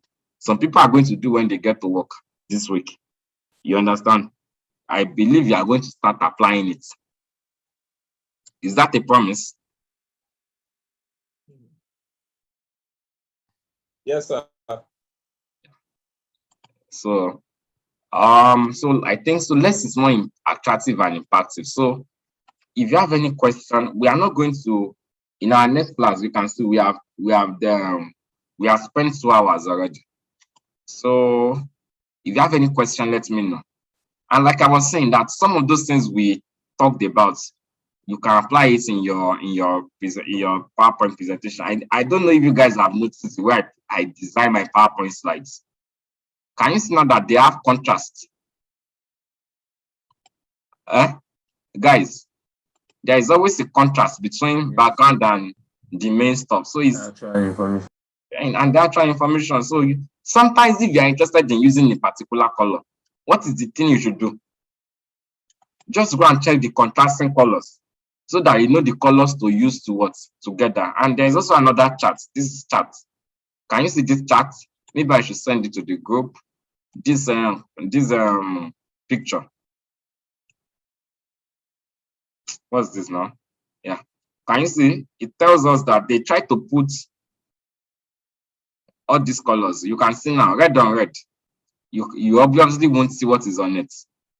And you can see now, if you want to use red at all, you can only use it with white and maybe with yellow and with black.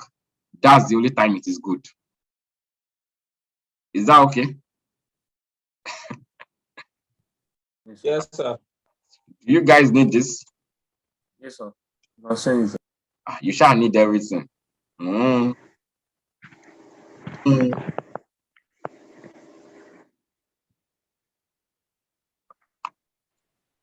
Don't let information overload happen now.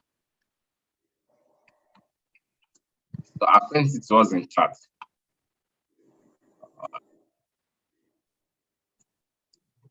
So I believe we spent it was a good time together, right? Yes, sir. Yes, sir. So if you have question, let me know. Ajoke, everybody, let me know if you have question.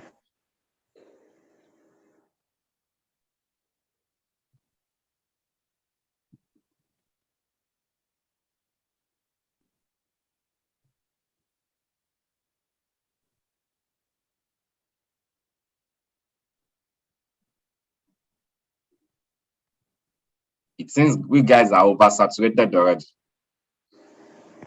Yes, sir. Why? Have I fed you too much? You know, when we were young, if our mom does, they give us food to eat, and the food is too much. We now manage to, it's too sweet and too much. We manage to finish eating it, and they now ask us, do you want more? You won't even ask her to say, so whether you want or not, because you have already been overfed. So I hope that's not what is happening. Ask questions. There are always questions.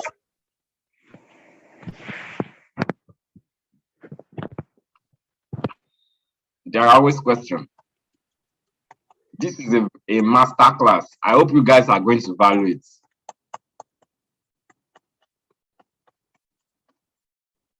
You are not answering.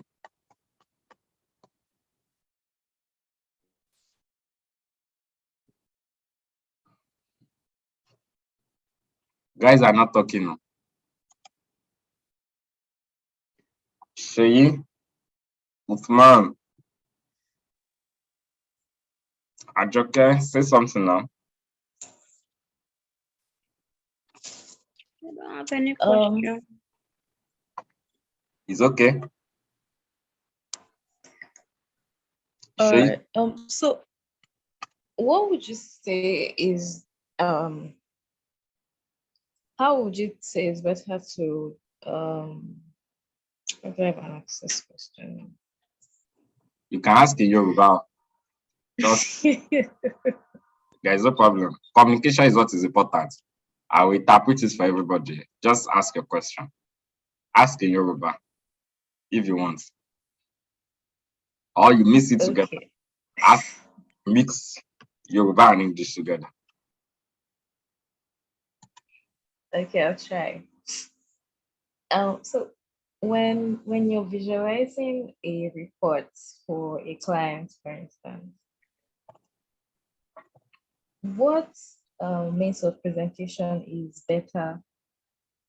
Is it publishing the reports on your workspace or creating a slide, maybe a PowerPoint slide? Or It depends, man. another If it's a Power BI project, you have to use. If it's a Power BI project, you need to.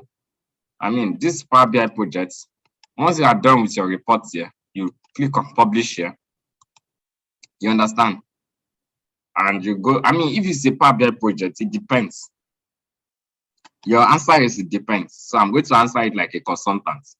You understand? So if it's a Power BI project, the end goal of a Power BI project is a report or a dashboard.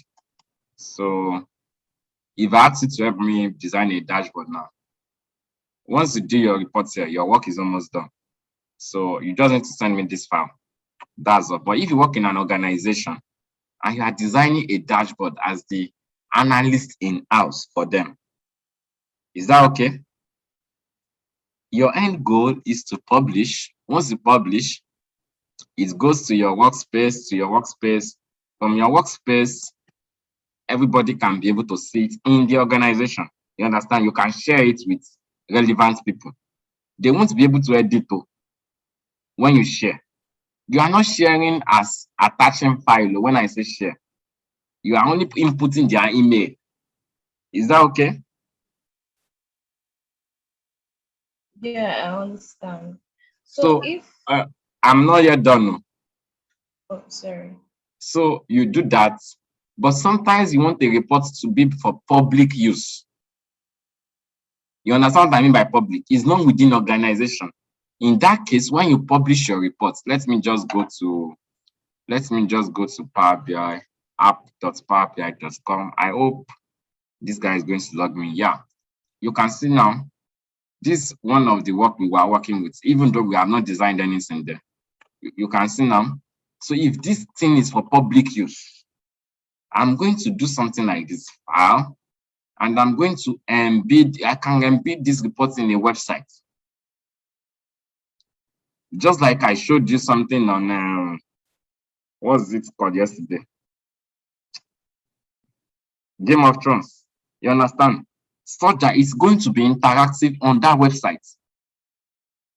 Is that okay? So you can publish to web. So when you publish to web, it's not going to allow me. I need to first of all do something. I need to come to settings. Where is it called? I think it's settings, admin portal, embed code. So I need to come to, just hold on for me so that you will understand embed code. There's embed code somewhere. What's happening? Okay, let's just search for it. I'm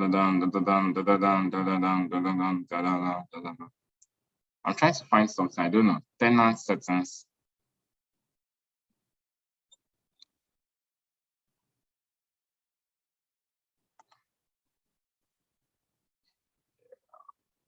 Okay. Oh, there's a place. I'm trying to find something. I can't even, I don't think I can find it, but I think, but it's going to take 15 minutes to have effect. But eventually, what I want to show us is this. Is going to apply on, yeah. When I come to this Poseidon sales, is when I click on this guy and I click on publish to web, it's going to give me a link.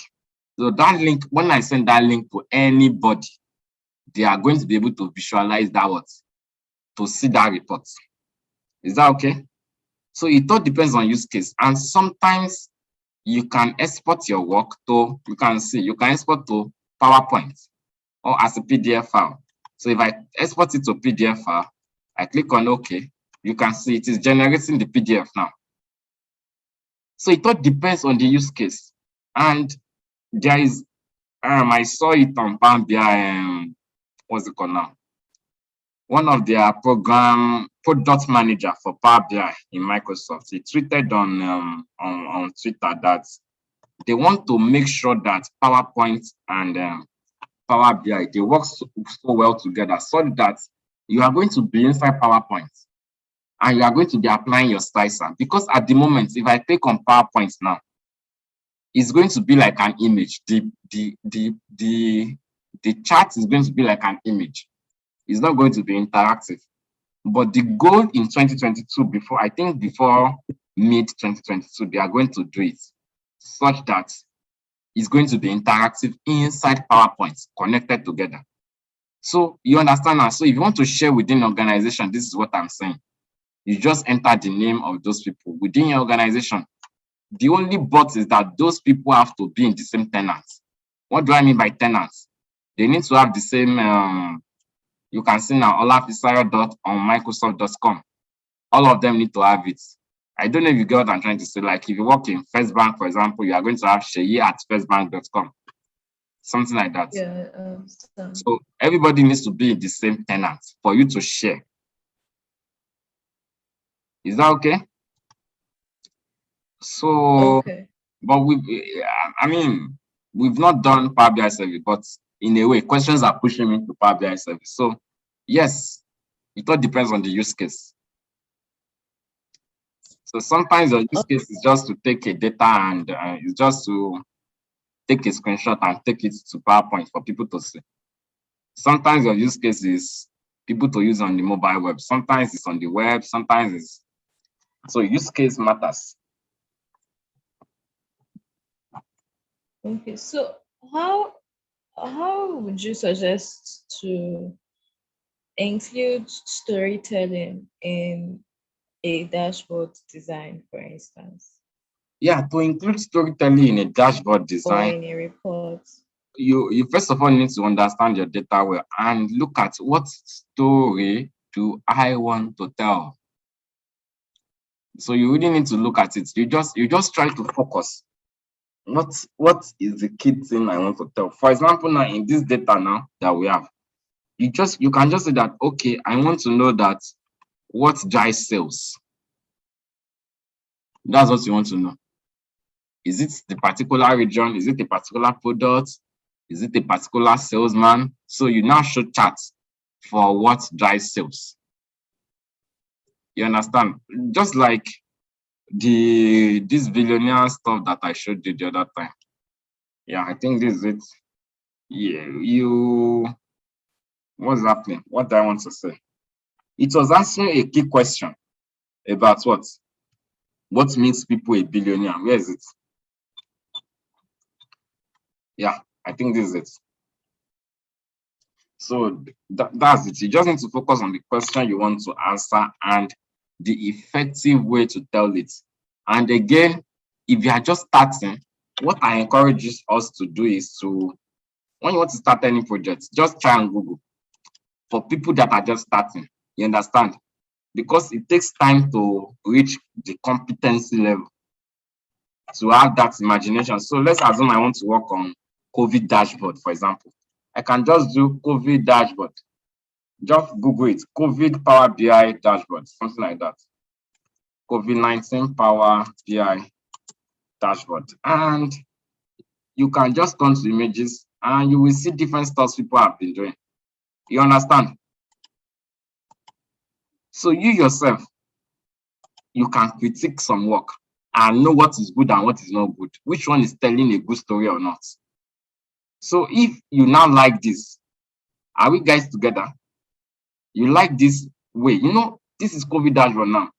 Now say, okay, your goal is, you can start with, let me replicate what I have here. It's not an intellectual theft. You are trying to learn. You understand what I'm trying to say, guys? Yes.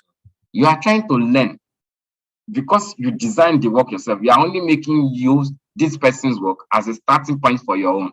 Then when you can now begin to look, okay, I think there is a better way to represent this thing. You understand? There is a better way to represent stuff. So you then begin to add your own changes. And that's all. You have completed your project. So next time you want to do something else, it may not be on COVID, it may be on maybe HIV AIDS.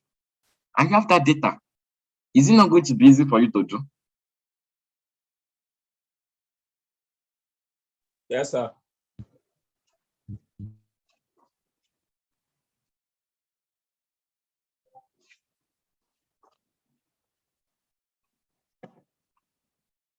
So it's going to be more easier for you to do if you have what's it called? When you are taking other people's work as a starting point, we call it standing on the, well, how is it called? Standing on the shoulders of giants. You understand? You can see this work now. A donut chart was used, but it is effective in this case because one is greater than the other. So, but you can see now, you can see what is wrong here. Nobody needs to tell you that this is not effective. Is that okay? So I don't expect you to want to work with this and you start from here. So, and there is also another place you can go to, community. I'm trying to record the name. Power BI, community. Yeah, community gallery. And yeah, we can come over here. So it's like a blog for Power BI developers to showcase their work. Why is it not clicking? What's happening?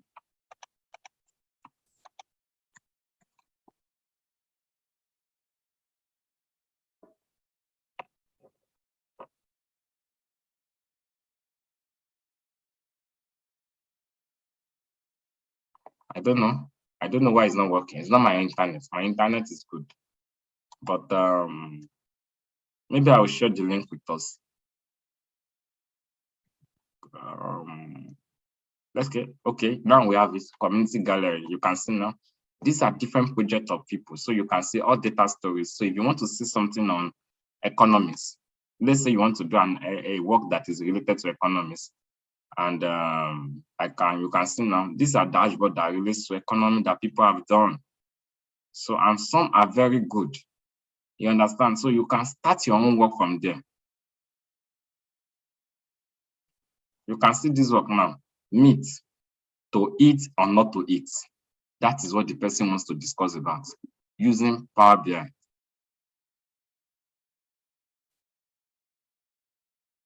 Are we guys together?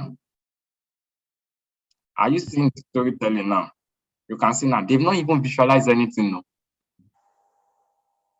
Then you go to next page, and I'm trying to see now that if you are eating, I think if you are eating,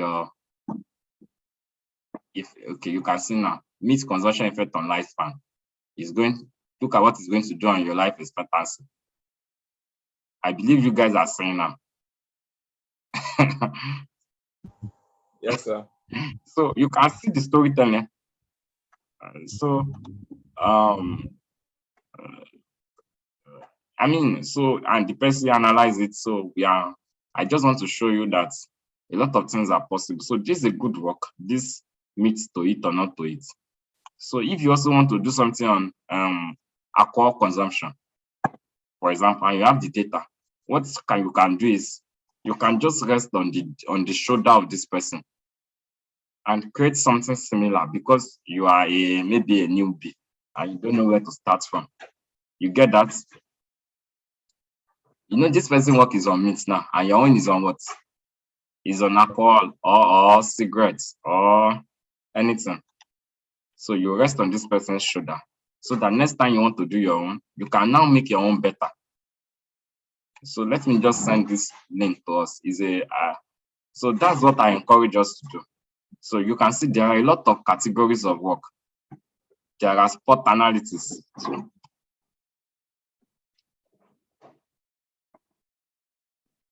you can see now, there's spot analysis. Not everything will be a good work, but I have discussed with you the principles you can use to gauge what is a good work or not.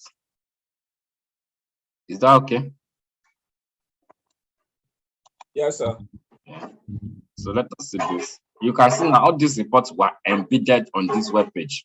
It doesn't appear as if you think you are not on Power BI, but you are on Power BI. Is that okay? Wow. Yes, they were embedded. Or can you do things like this and be clicking on a normal web page? No. So this work were embedded. So I don't know if this is interactive. And it's supposed to be interactive, so I expect it.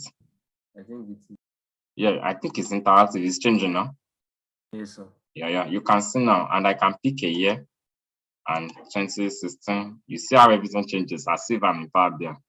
So we can pick a round. So it's just, we are not trying to critique this work. So let me just send the link to us. Or you don't want? We want to. You may not want now. So let us just I think.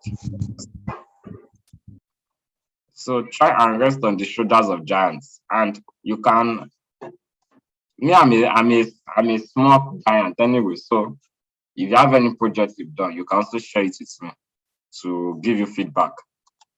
I mean, to give you review. Is that okay? Yes, sir. Okay. Beyond this class, so if there is time, I will review for you. Just send the screenshots, and I can tell you, okay, you can do this, remove this, add this. You know, two eyes are always better than one. Yes, sir. Thank you, sir. So those are the things we can rely on. You can see now cancer analysis. I mean, people are doing a lot of stuff. Let's check this cancer analysis.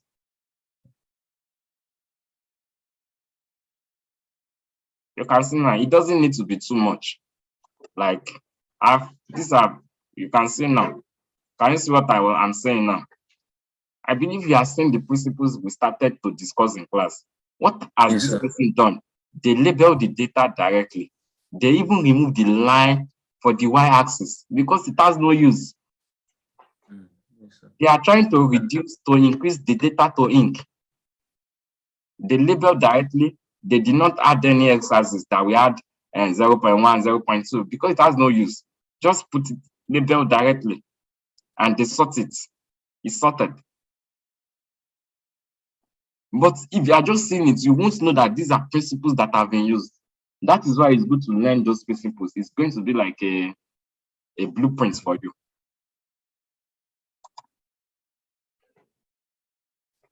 So I think I've sent the link, right? Yeah, so I've sent the link. So, I mean, if you have any question, let me know, or any feedback for me.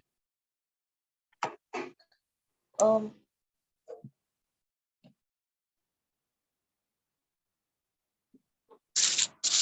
hello. Hello, can you hear me? I only hear, can you hear me?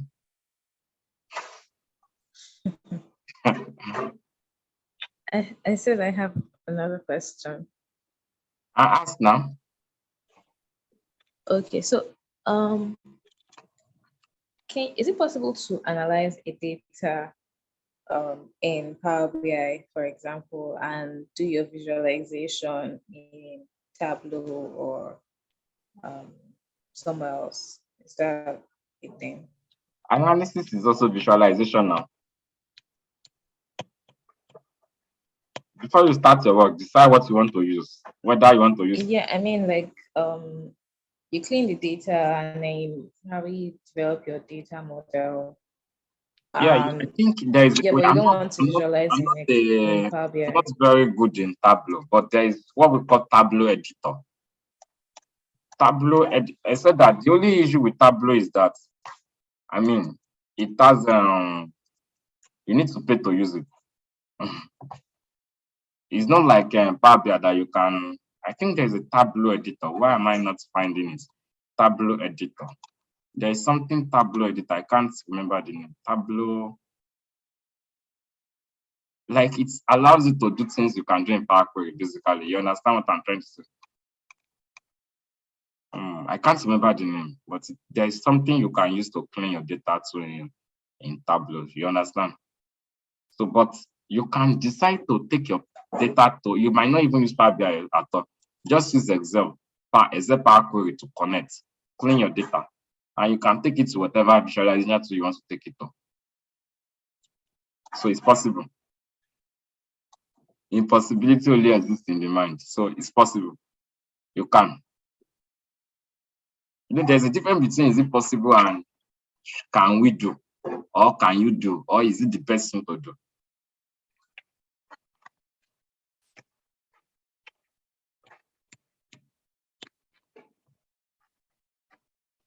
I'm done. No?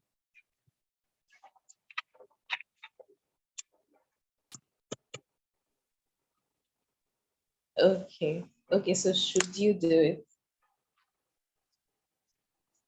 I can't tell you.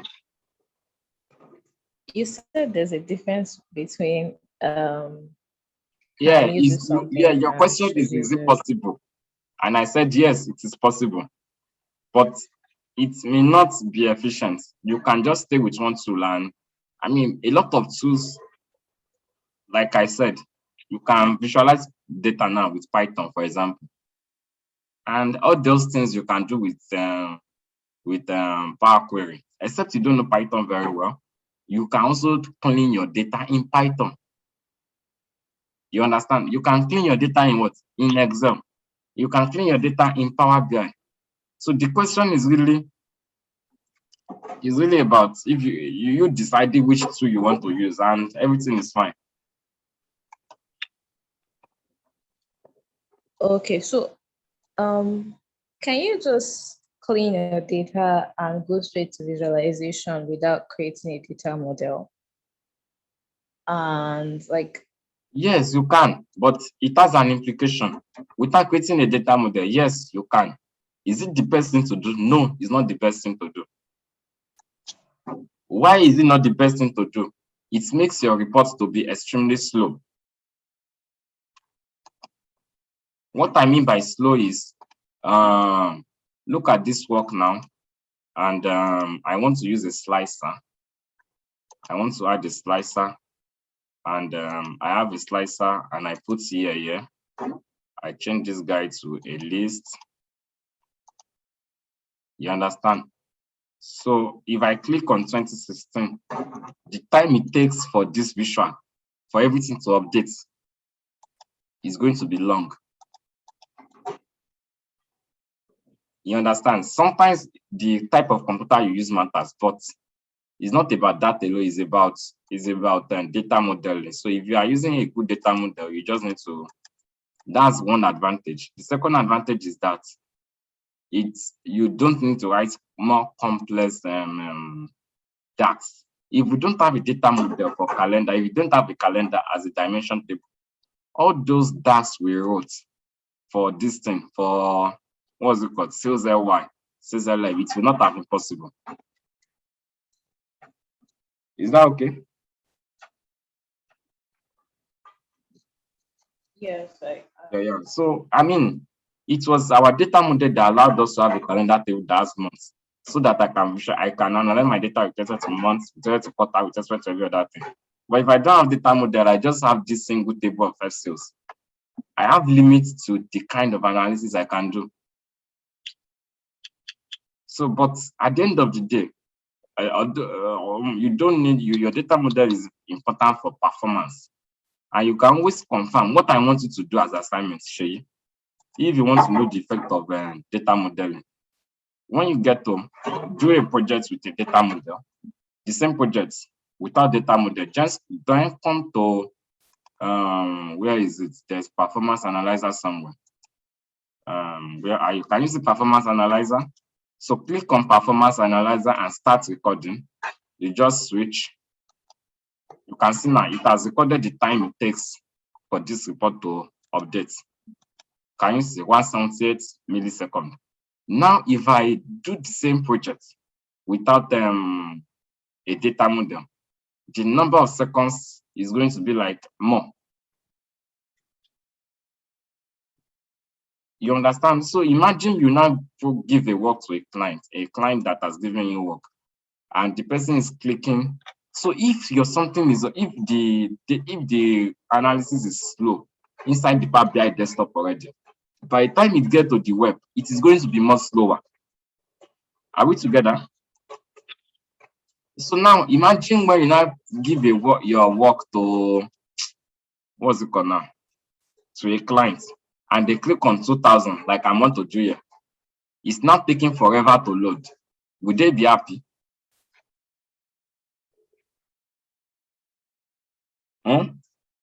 Answer me now. No. So they won't be happy. So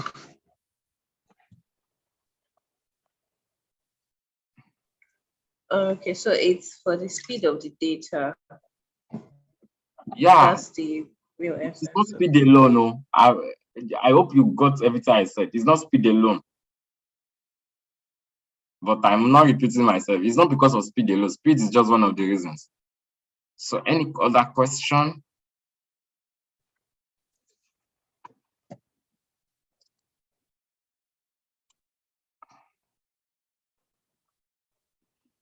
Question, Dr. Katabazi?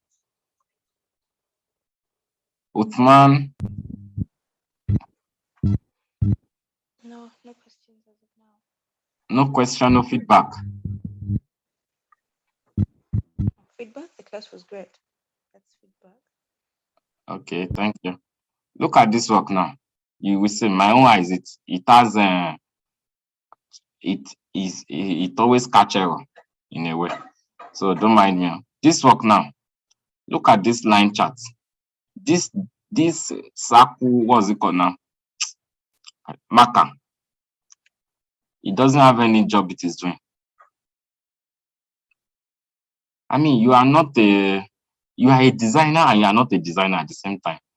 You are a designer because you want to do effective visualization. You are not a designer because your job is not to add elements that will make you understand that's going to be too much. So if I were the person, this circle dot is not communicating anything. So why is it there? It has to be removed. You understand?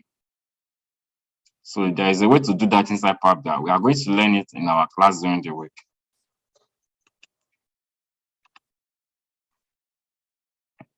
Okay, ladies and gentlemen, daddies and mummies, boys and girls,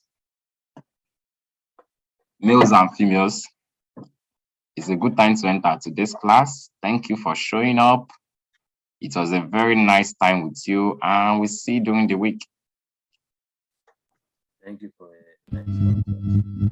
Thank you very much, sir. Yeah, thank you. Thank you very much, sir.